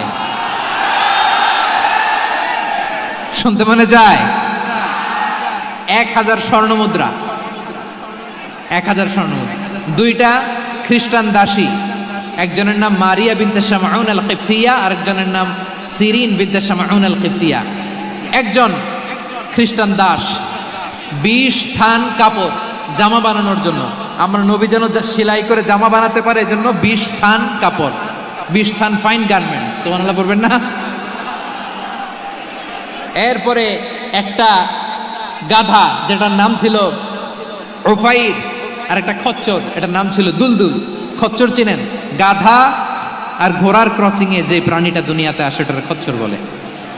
তো এই যে সুপার পাওয়ার খ্রিস্টান বাদশার কাছে নবী চিঠি লিখলেন, ওই খ্রিস্টান বাদশা আমার নবীকে উপহার দিল। বিশ্বনবী এই উপহারগুলো সানন্দে গ্রহণ করেছে। সুবহানাল্লাহ পড়বেন না? তাহলে অমুসলিম কেউ যদি আপনাকে উপহার দেয়, হালাল উপহার হলে আপনি গ্রহণ করতে পারবেন। অনুরূপভাবে পারস্যের বাদশা, রোম সম্রাট বিশ্বনবীকে উপহার পাঠিয়েছেন। আমার নবী সবগুলো উপহার গিফট গ্রহণ করেছেন। সুবহানাল্লাহ বলেন। তাহলে প্রিয় লালমনিরহাট আওয়াজ করে বলুন, ইসলাম কি ন্যারো মাইন্ডেড রিলিজিয়ন না ব্রড মাইন্ডেড? আম্মাজান আয়েশার কাছে মাসালা জানতে চায় মেয়েরা, হে আম্মাজান, অগ্নি উপাসকেরা তাদের ঈদের দিন নওরোজের সময় আমাদেরকে পাখি দেয়, নেওয়া যাবে? উনি বললেন, ওরা জবাই করে দিলে নেওয়া যাবে না, কিন্তু ওরা যদি ফলমূল এরকম খাবার দেয় এগুলো নেওয়া যাবে। তার মানে অমুসলিমদের দেয়া উপহার এটা গ্রহণ করা যায়। সুবহানাল্লাহ বলেন। শুধু তাই নয়, বিষ্ণু ঈসা ইসলাম অমুসলিমদের সাথে আর্থিক লেনদেনও করেছেন, ফিনান্সিয়াল ডিলিং করেছেন। অমুসলিমদের সাথে প্রয়োজনে আপনি ফিনান্সিয়াল ডিলিং করতে পারবেন। আমরা প্রায় দেখি বাজারের মিষ্টির দোকানগুলো আমার হিন্দু ভাইদের। লালমনিরহাটে মিষ্টির দোকান, দইয়ের দোকান কারা চালায়? হিন্দুরা চালায় না। তারপরে যে বারবার শপ, চুল কাটে যে নাপিত, অধিকাংশ নাপিতের দোকানে কারা? আমার হিন্দু ভাইরা। তা আপনি চুল কাটতে পারবেন কিনা? পারবেন কিনা বলেন? পারবেন। তার দোকান থেকে দই মিষ্টি কিনতে পারবেন কিনা? হ্যাঁ, আমার মুসলিম ভাইয়ের দোকান থাকলে ওইটার আমি বেশি প্রায়োরিটি দিব, ঠিক কিনা?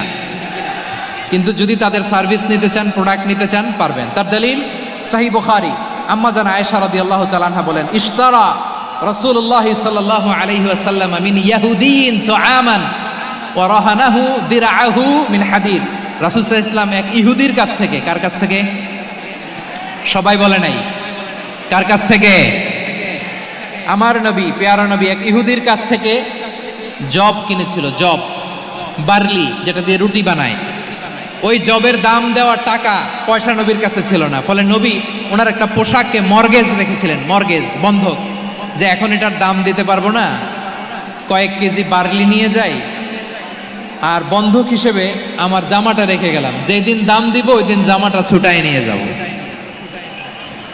সুবহানাল্লাহ পড়বেন না? বাকিতে নিছিলেন, বাকিতে। দিরআহু মিন হাদিদ, লোহার তৈরি বর্ম, মানে যুদ্ধের পোশাক, লোহা দিয়ে বানানো। বিষ্ণুনবী বললেন, কয়েক কেজি জব দাও, টাকাটা পরে দিব, এখন টাকা নাই, বন্ধক হিসেবে, মর্গেজ হিসেবে আমার জামা রেখে গেলাম, যখন টাকা দিব জামা ছুটায় নিব। আওয়াজ করে বলতে হবে সুবহানাল্লাহ। এ থেকে বোঝা গেল অমুসলিমদের সাথে ফিনান্সিয়াল ডিলিং করা যায়, অর্থনৈতিক লেনদেন করা যায়, কেনাবেচা করা যায়, প্রোডাক্ট কেনা যায়। এমনকি আমাদের মসজিদে নববীতে বারান্দায় আপনারা একটা অটোমেটিক ফ্লাইং আমব্রেলা দেখছেন? সূর্য যখন বাড়ে মসজিদে নববীর বারান্দায়, ইয়ার্ডের মধ্যে অটোমেটিক্যালি কিছু আমব্রেলা আছে, সাঁ করে খুলে যায়, আর সূর্যের তাপ লাগে না। আবার সন্ধ্যাবেলায় এই আমব্রেলাগুলো ওরা ক্লোজ করে ফেলে, দেখেন নাই না? দেখছেন? এই মসজিদে নববীকে সর্বোচ্চ উন্নত মানের কনস্ট্রাকশন ইনফ্রাস্ট্রাকচারে ডেভেলপ করার জন্য কর্তৃপক্ষ কিছু অমুসলিম ইঞ্জিনিয়ারের ডিজাইনারের সহায়তা নিয়েছিল। সুবহানাল্লাহ বলেন। কোন দলিলের ভিত্তিতে? এই দলিলের ভিত্তিতে যে বিষ্ণু ঈসা ইসলাম অমুসলিমদের সাথেও লেনদেন করেছেন। আওয়াজ করে বলতে হবে আল্লাহু আকবার। শুধু তাই নয়, ইন কেস অফ ইমার্জেন্সি, প্রয়োজনে ইসলামের খাতিরে ইসলামকে সামনের দিকে এগিয়ে নিয়ে যাওয়ার জন্য অমুসলিমদের সাপোর্ট নেওয়া জায়েজ আছে। সুবহানাল্লাহ বলেন। অমুসলিমদের সাপোর্ট নেয়া, তাদের থেকে অর্থ নেয়া, পলিটিক্যাল সাপোর্ট, পলিটিক্যাল অ্যাসাইলাম নেওয়া জায়েজ আছে। আমাদের অনেক বিশ্ববরেণ্য দায়ীরা আমেরিকায় অস্থায়ীভাবে অ্যাসাইলাম নিয়ে থাকে, নিজের দেশে গেলে ফাঁসিতে ঝুলাই দিবে। যুগ যুগ ধরে দায়ীদের উপর এরকম অত্যাচার আর নির্যাতন আছে না নাই? মিশরের অনেক দায়ীরা পাশ্চাত্যে যেয়ে থাকে। এই যে তারা পলিটিক্যাল অ্যাসাইলাম নিয়ে থাকে, রাজনৈতিক আশ্রয়, এটা জায়েজ আছে না? এটা যে জায়েজ আছে তার প্রমাণ স্বয়ং বিশ্বনবী সাল্লাল্লাহু আলাইহি ওয়াসাল্লাম পলিটিক্যাল সাপোর্ট নিয়েছিলেন অমুসলিমদের কাছ থেকে। সুবহানাল্লাহ বলেন। খুব মজাদার একটা ঘটনা শুনবেন। আপনাদের আগ্রহ দেখে তো মনে হয় না শোনার ইচ্ছা আছে? আছে আছে? গলায় জোর আছে? লিল্লাহে তাকবীর, লিল্লাহে তাকবীর, নারায়ে তাকবীর। মাশাআল্লাহ।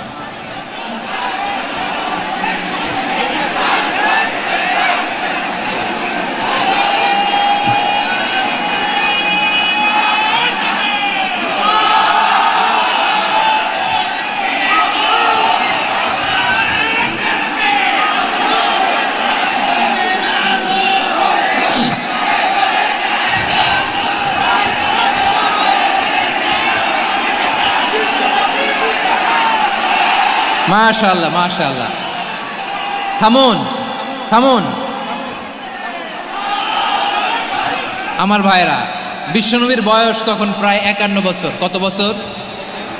বিশ্বনবীর সবচেয়ে কাছের মানুষ খাদিজা রাদিয়াল্লাহু তাআলা আনহা ইন্তেকাল করেছেন। বিশ্বনবী বড্ড কষ্ট পেলেন, হৃদয়টা ভেঙে খান খান। যিনি ঘরের ভেতরে বিশ্বনবীকে সান্ত্বনা দিতেন, ভালোবাসা দিতেন, বাইরে গেলে কুরাইশরা বকাঝকা করে, অত্যাচার করে, কিন্তু আম্মাজান খাদিজা রাদিয়াল্লাহু তাআলা আনহা ঘরটারে এমন শান্তির নীড় বানায় রেখেছেন, এই ঘরের ভিতরে ঢুকলে বিশ্বনবীর কলিজাটা ঠান্ডা হয়ে যেত। এজন্য রব্বুল আলামিন বলেন, খাদিজা, ও আমার বান্দি খাদিজা, জান্নাতে এমন স্পেশাল একটা ঘর আমি তোমার জন্য রেডি করে রেখেছি। ওই ঘরের মধ্যে কোনো আওয়াজ নাই, ওই ঘরের মধ্যে কোনো নয়েজ নাই, ওই ঘরে কোনো বিশৃঙ্খলা নাই। কারণ মক্কার জমিনে আমার নবী কুরাইশদের বিশৃঙ্খলা, নয়েজ আর ঝামেলাগুলোকে উপেক্ষা করে যখন তোমার ঘরের ভিতরে ঢুকতো, ঘরটারে তুমি শান্তির নীড়, ঠান্ডা, নীরব, নিস্তব্ধ, নিঝুম আর শান্তির নীড় বানিয়ে রেখেছো। এজন্য জান্নাতে স্পেশাল একটা শান্তির নীড় আমি তোমারে উপহার দেব। ওই প্রিয়তমা স্ত্রী খাদিজা ইন্তেকাল করলেন, বিশ্বনবী হৃদয় ভেঙে খান খান। আবার ওনার চাচা আবু তালেব ইন্তেকাল করলেন, যিনি পলিটিক্যাল শেল্টার দিতেন নবীকে। কে দিতেন? আবু তালেবের ভয়ে, বিশ্বনবীর এই চাচার ভয়ে কোনো মুশরিক নবীর গায়ে হাত দেওয়ার সাহস পায় নাই। এখন স্ত্রীও নাই, চাচাও নাই, নবীকে আশ্রয় দেওয়ার কেউ নাই। নবীর চারদিকে অন্ধকার। নবী এখন কই যাবেন? আমার পেয়ারা নবী নতুন স্টেশন খুঁজতেছেন, নতুন দাওয়াতি প্ল্যাটফর্ম খুঁজতেছেন। তিনি যায়েদ বিন হারেসা রাদিয়াল্লাহু তাআলা আনহুকে নিয়ে মক্কার পাশের একটা নেইবরিং সিটি তায়েফে চলে গেলেন। কোথায় চলে গেলেন? লালমনিরহাটের ভাইয়ের আওয়াজ করে বলেন, কোথায় গেলেন? তায়েফে চলে গেলেন দিনের দাওয়াত দেওয়ার জন্য। কি দেওয়ার জন্য? নাকি জমি কিনতে গেছিলেন? জমি কিনতে? দুনিয়ার যশ খ্যাতির জন্য? নিজের কোনো লাভের জন্য? তায়েফবাসীদেরকে জাহান্নামের আগুন থেকে বাঁচানোর জন্য। আওয়াজ করে বলতে হবে ঠিক কিনা? বিশ্বনবী বিশাল মরুপথ, পাহাড়ি পথ পাড়ি দিয়ে তায়েফের মরুজমিনে গেলেন কোরআনের দাওয়াত নিয়ে, ইমানের দাওয়াত নিয়ে। কিন্তু তায়েফের লোকেরা বিশ্বনবীর দাওয়াতকে শুধু প্রত্যাখ্যান করেই থামে নাই, তারা বিশ্বনবীর সাথে অত্যন্ত খারাপ আচরণ করেছে। বিশ্বনবীকে শারীরিকভাবে হেনস্থা করেছে, আমার নবীকে শারীরিকভাবে অত্যাচার করেছে, আমার পেয়ারা নবীর গায়ে পাথর মেরেছে, বিশ্বনবীর গা বেয়ে ঝরঝর করে রক্ত ঝরেছে, নবী জামিনের মধ্যে লুটিয়ে পড়েছেন, আবার মেরেছে, আবার নবী হাঁটতে শুরু করলেন, পেছন থেকে আবার মেরেছে, আবার নবী রক্তাক্ত হয়ে জামিনের মধ্যে লুটিয়ে পড়লেন, আবার মেরেছে। বিশ্বনবীর মতো এত সুশ্রী মানব, বিশ্বনবীর মতো এত শুভ্র মানব, বিশ্বনবীর মতো এমন চমৎকার দেহাবয়ব দিয়ে রব্বুল আলামিন কাউকে বানান নাই। এরকম চমৎকার মানুষটাকে তারা তায়েফের ওই জমিনে রক্তাক্ত করেছে। বিশ্বনবী দুনিয়ার কোনো স্বার্থের জন্য সেখানে যান নাই, নিজের কোনো লাভের জন্য, প্রাপ্তির জন্য যান নাই, তায়েফবাসীদের জাহান্নামের আগুন থেকে বাঁচাতে গিয়েছেন। ঠিক কিনা বলেন? খেয়ে না খেয়ে দিন প্রচারের কাজে নিজেকে দিয়েছ বিলিয়ে, তায়েফের কাফিরেরা চিনল না সে আলো, দুষ্ট ছেলেদের পিছু দিল লেলিয়ে, পাথরের আঘাতে ক্ষত বিক্ষত হয়ে সারা শরীর থেকে রক্ত ঝরে। হে রাসূল তোমাকে ভুলি আমি কেমন করে, হে রাসূল তোমাকে ভুলি আমি কেমন করে। পারেন না আপনারা? ধরুন আমার সাথে। হাজার ব্যথা বেদনার পরে ফিরে আসনি তুমি আপন ঘরে, দিনের আলো তুমি ছড়িয়ে দিতে, চলে গেলে মদিনায় মক্কা ছেড়ে। হে রাসূল তোমাকে ভুলি আমি কেমন করে, হে রাসূল তোমাকে ভুলি আমি কেমন করে। ঠিক কিনা বলে? প্রিয় ভাইরা, তায়েফের ছেলেরা নবীকে রক্তাক্ত করল। আমার নবী কই যাবে? কই যাবে? মক্কায় জায়গা নাই, তায়েফে জায়গা নাই। তায়েফ থেকে ভারাক্রান্ত মন নিয়ে আমার নবী মক্কায় ফিরে আসলেন। বিশ্ব নবী মক্কায় ঢুকতে পারেন না। মক্কার মরুভূমির দিকে তাকিয়ে, উপত্যকার দিকে তাকিয়ে বিশ্বনবী ধা ধা করে কাঁদেন, ঝরঝর করে। নবীর চেহারা মোবারক থেকে চোখের পানিগুলো বেয়ে বেয়ে পড়ে। আমার জন্মস্থান, আমার শৈশব, কৈশোর, যৌবন কেটেছে এই মক্কায়, আমার এলাকায় আমি ঢুকতে পারি না। বিশ্বনবী মক্কার অনতি দূরে দাঁড়িয়ে জায়েদকে পাঠালেন, জায়েদ যাও দেখো কেউ আমাকে সাপোর্ট করার মতো আছে কিনা, যাও অমুকের কাছে যাও। জায়েদ গেলেন, তারাও প্রত্যাখ্যান করে ফিরিয়ে দেয়। বিশ্বনবী বললেন যাও অমুক লোকের কাছে যাও, তিনিও প্রত্যাখ্যান করে ফিরিয়ে দিলেন। কেউ বিশ্বনবীকে আশ্রয় দিতে রাজি হয় না। নিজ জন্মভূমিতে বিতাড়িত বিশ্বনবী, সর্বশেষ বিশ্বনবী বললেন যাও মুতঈম ইবনে আদির ঘরে যাও।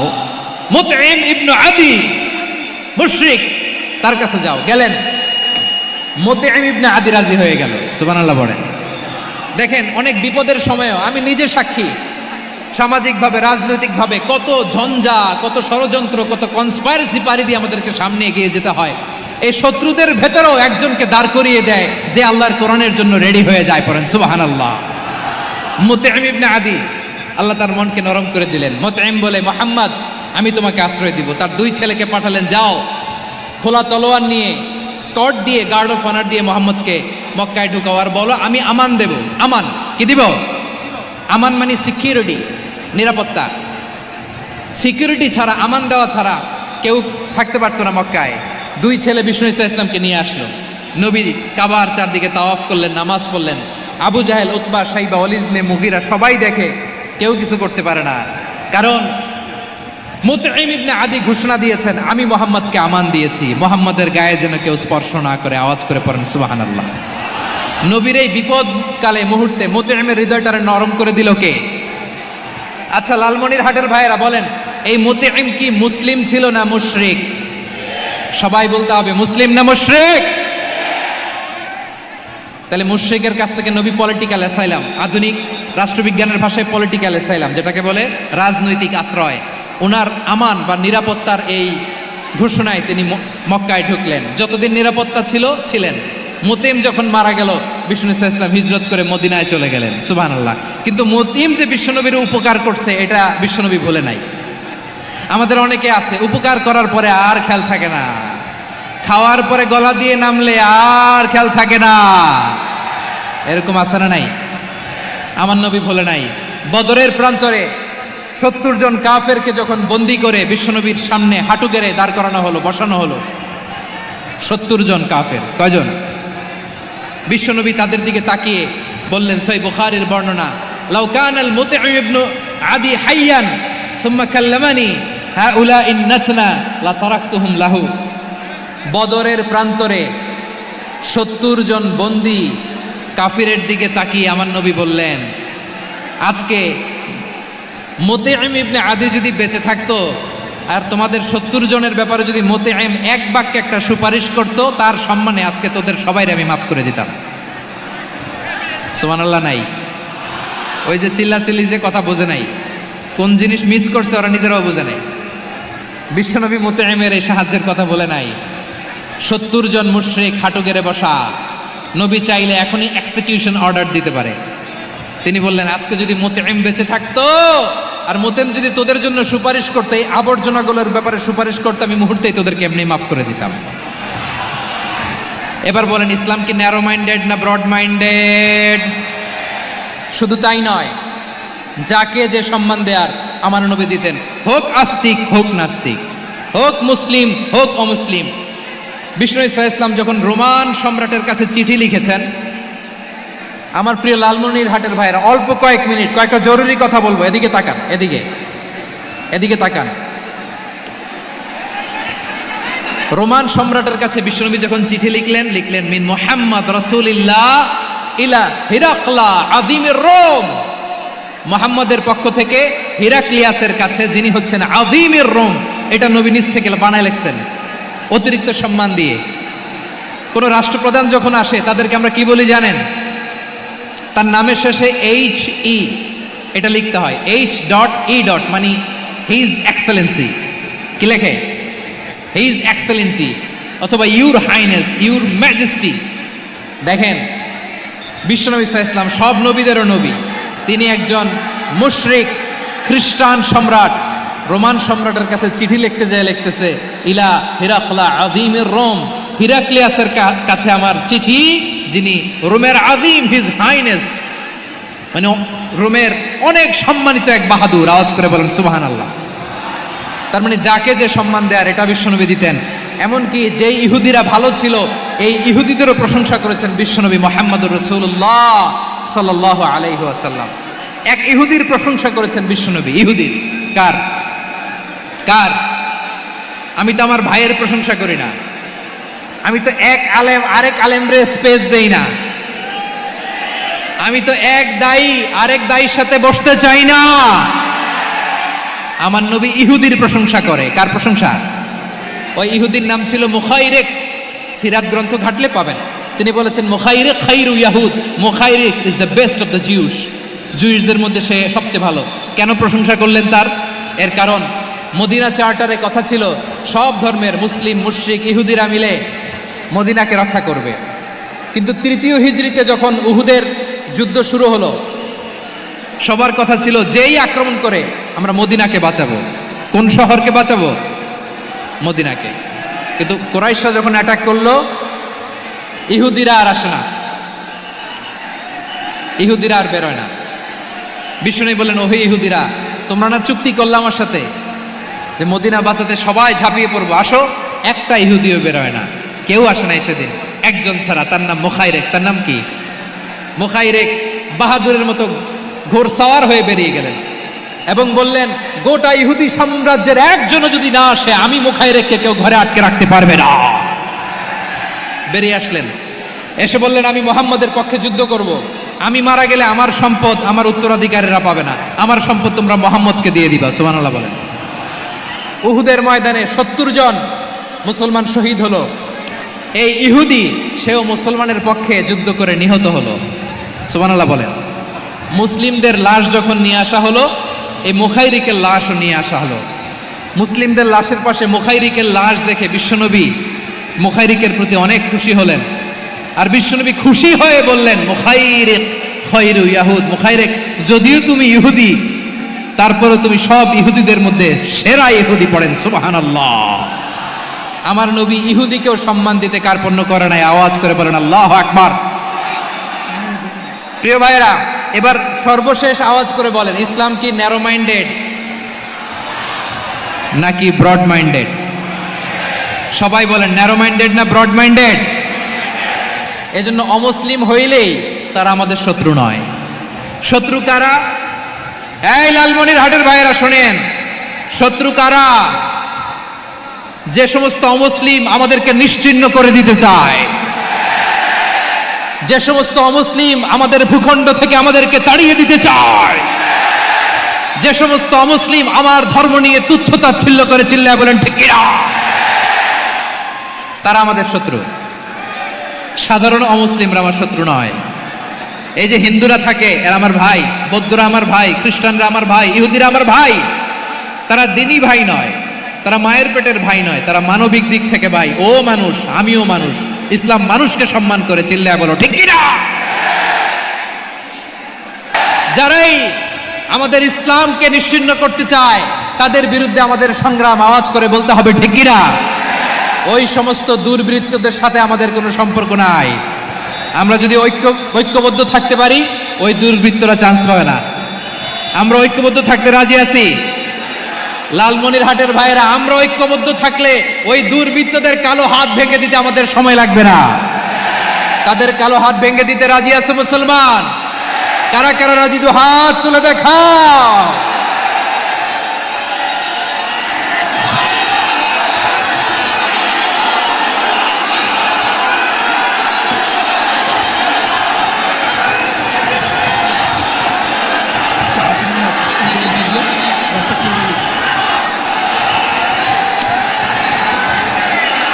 আমার প্রাণ প্রিয় লালমনিরহাটের ভাইরা, শত্রু কাফের আর অশত্রু কাফেরের মধ্যে পার্থক্য আছে না নাই? আবু তালেবও মুশরিক, আবু জাহেলও মুশরিক, কিন্তু দুই মুশরিকে পার্থক্য আছে না নাই? আবু তালেব নবীর চাচা, মুশরিক, মারা গিয়েছে মুশরিক অবস্থায়, কিন্তু আজীবন আমার নবীকে আগলে রেখেছে, আমার নবীকে সাপোর্ট করেছে, ভালোবেসেছে। আবু জাহেলও মুশরিক, মারা গিয়েছেও মুশরিক হিসেবে, আজীবন আমার নবীর বিরুদ্ধাচারণ করেছে। আবু জাহেলের শক্তি, সামর্থ্য, স্ট্র্যাটেজি, প্ল্যান সব আমার নবীর বিরুদ্ধে ছিল। এই আবু জাহেলের কারণে একটা দিন শান্তিতে আমার নবী মক্কায় ঘুমাতে পারে নাই, চিল্লায় বলেন ঠিক কিনা। এজন্য রব্বুল আলামিন বলেন লা ইয়ানহাকুমুল্লাহু আনিল্লাযীনা লাম ইউকাতিলুকুম ফিদ-দীন ওয়া লাম ইখরিজুকুম মিন দিয়ারিকুম আন তাবাররুহুম ওয়া তুকসিতু ইলাইহিম ইন্নাল্লাহা ইউহিব্বুল মুকসিতিন।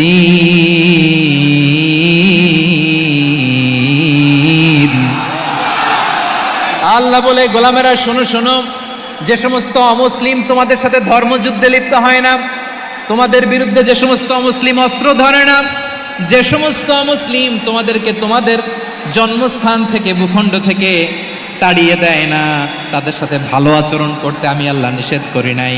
তাদের সাথে সদাচরণে কোনো নিষেধাজ্ঞা নাই, বরং তাদের সাথে সদাচরণ করো, এটাই আমি আল্লাহ চাই।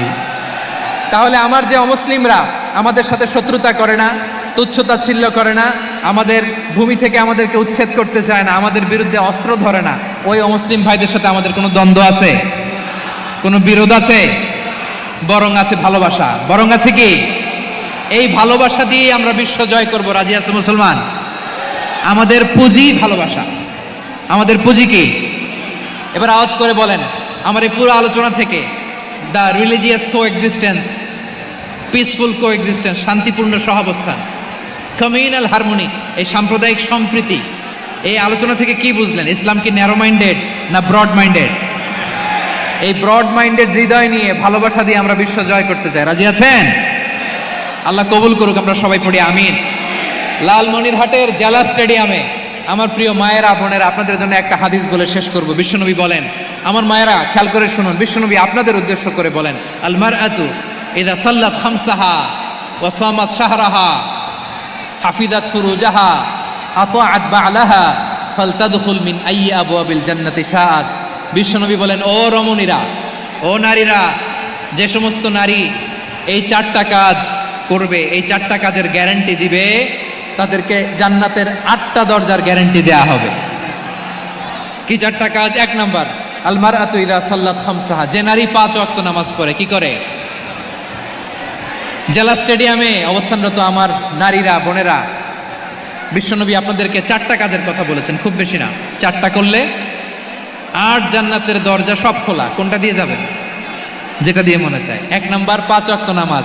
আমার বোনেরা জোহরের নামাজ পড়তে পড়তে এটা আসরে নিয়ে যায়, আসর পড়তে পড়তে এটা মাগরিবে নিয়ে যায়। এরকম আসরা নাই? লালমনিরহাটে হয়তো নাই। আমার বোনেরা এটা করবেন না। ইন্নাস সালাতা কানাত আলাল মুমিনিনা কিতাবাম মাওকুতা, সময় মতো পড়বেন। সামাত শাহরা, রমাদানের রোজাগুলো রাখবেন। হাফিজাত ফুরুজাহা, যে নারী তার চরিত্রকে হেফাজত করে, তার প্রাইভেট হেফাজত করে, তার লজ্জাস্থান হেফাজত করে। ও মায়েরা, আপনার এই গর্ভ যে কত দামি আপনি জানেন না। আপনার এই গর্ভ থেকে জন্মাবে আগামীর সালাহুদ্দিন আল আইয়ুবী। আপনার গর্ভ থেকেই জন্মাবে ইমাম আল মাহদি আল মুনতাদা। আপনার পেট থেকে জন্মাবে আবু সাইদের মতো বীর সৈনিক। আপনার পেট থেকে জন্মাবে মুগ্ধের মতো বীর মুজাহিদ। আপনি জানেন না কে আসবে আপনার পেট থেকে। সময়টাকে কাজে লাগান, ইসলামকে বুঝেন, মানেন, আমাদের ইসলামিক লেকচারগুলো শোনেন। আমরা যে বার্তাগুলো, ইনস্ট্রাকশনগুলো, দিক নির্দেশনাগুলো আপনাদের খেদমতে রাখি, এগুলো মেনে চলুন। আপনিই পারেন আপনার ঘরটাকে জান্নাতের টুকরা বানাতে। একটা family, it's a very big institution and you are the MD, the managing director of this institution. চিল্লায় বলেন ঠিক কিনা? চাইলেই পারেন ঘরটারে জান্নাতের টুকরা বানাতে। 5 ওয়াক্ত সালাত, রমাদানের রোজা, নিজের চরিত্রের হেফাজত, ও আতাআত বালাহা, স্বামীর আনুগত্য। এটাতে অনেকে ভুল করে থাকে। হায় রে আমার বোনেরা, স্বামীর আনুগত্যকে এটা নিজের অপমান মনে করবেন না। আপনার স্বামী আপনার সবচেয়ে বড় গার্ডিয়ান, তিনি আপনার সবচেয়ে ভালো চায়। নারী কখনো গার্ডিয়ানশিপের বাইরে থাকতে পারে না। হয় আপনি বাবার গার্ডিয়ানশিপের ভেতরে, বাপ না থাকলে ভাই আপনার গার্ডিয়ান, ভাই না থাকলে চাচা গার্ডিয়ান, বিয়ের পরে আপনার স্বামী আপনার গার্ডিয়ান। শরিয়া সম্মত স্বামীর আদেশগুলো আপনি মেনে চলবেন, কিন্তু শরিয়া বিরুদ্ধ কোনো আদেশ মানতে আপনি বাধ্য নয়। আওয়াজ করে বলুন সবাই ঠিক কিনা? এই 4টা কাজ যদি কোনো নারী করে, বিশ্বনবী বলেন জান্নাতের 8টা দরজা খোলা। তোমার যেটা দিয়ে মনে চায় সেটা দিয়ে জান্নাতে তুমি এন্ট্রি নিতে পারবা। আমরা এখানে লালমনিরহাটের সোহরাওয়ার্দী ময়দানে আজকে যেমন একত্রিত হতে পারলাম, আল্লাহর জান্নাতেও যেন একত্রিত হতে পারে। আল্লাহ তুমি তৌফিক দান করো। আল্লাহ আমার এই কলিজার টুকরা যুবক ভাইদেরকে তুমি ওমরে ফারুকের মতো কবুল করো। জেলা স্টেডিয়ামে অবস্থানরত আমার মা বোনদেরকে তুমি ফাতেমার মতো, খাদিজার মতো কবুল করো। আমাদের কলিজার টুকরা সন্তানদেরকে তুমি সালাহুদ্দিন আল আইয়ুবীর মতো কবুল করো। এই যে ইসলামিক সোসাইটি লালমনিরহাটকে আল্লাহ তুমি কবুল করো। আল্লাহ যে কথাগুলো বললাম এগুলো প্রথমে আমাকে, আমার সব ভাইদেরকে আমল করার তৌফিক দান করো। রব্বানা ظلمنا أنفسنا وإن لم تغفر لنا وترحمنا لنكونن من الخاسرين ربنا آتنا في الدنيا حسنة وفي الآخرة حسنة وقنا عذاب النار رب العالمين আরশের মালিক, লক্ষ লক্ষ তাওহীদি জনতা দুনিয়ার কোনো কিছুর আশায় নয়, দুনিয়ার কোনো কিছুর জন্য নয়, তোমার কোরআনের প্রেমে, ইসলামের প্রেমে হাজির হয়েছে। আল্লাহ আমার ভাইদেরকে কবুল আর মঞ্জুর করে দাও। ইসলামের জন্য এই গণজোয়ার, এই উচ্ছ্বাস, এই এনার্জি শক্তিগুলোকে আগামীর ইসলামের জন্য কবুল আর মঞ্জুর করে নাও। গাড়িতে করে, হুন্ডায় চড়ে, সাইকেল দিয়ে, রেল লাইন দিয়ে, রেলে চড়ে চড়ে লক্ষ লক্ষ ভাইয়েরা বিভিন্ন জেলা থেকে আজকের এই ঐতিহাসিক লালমনিরহাটের প্রোগ্রামে যারা জয়েন করলো, নিরাপদে তুমি আবার তাদেরকে গন্তব্যে পৌঁছে দিও। রব্বানা تقبل منا إنك أنت السميع العليم وتب علينا يا مولانا إنك أنت التواب الرحيم سبحان ربك رب العزة عما يصفون وسلام على المرسلين والحمد لله رب العالمين واجعل آخر كلامنا عند الموت لا إله ইল্লাল্লাহু মুহাম্মাদুর রাসূলুল্লাহ সাল্লাল্লাহু আলাইহি ওয়াসাল্লাম। আমার মোবাইল কোথায়?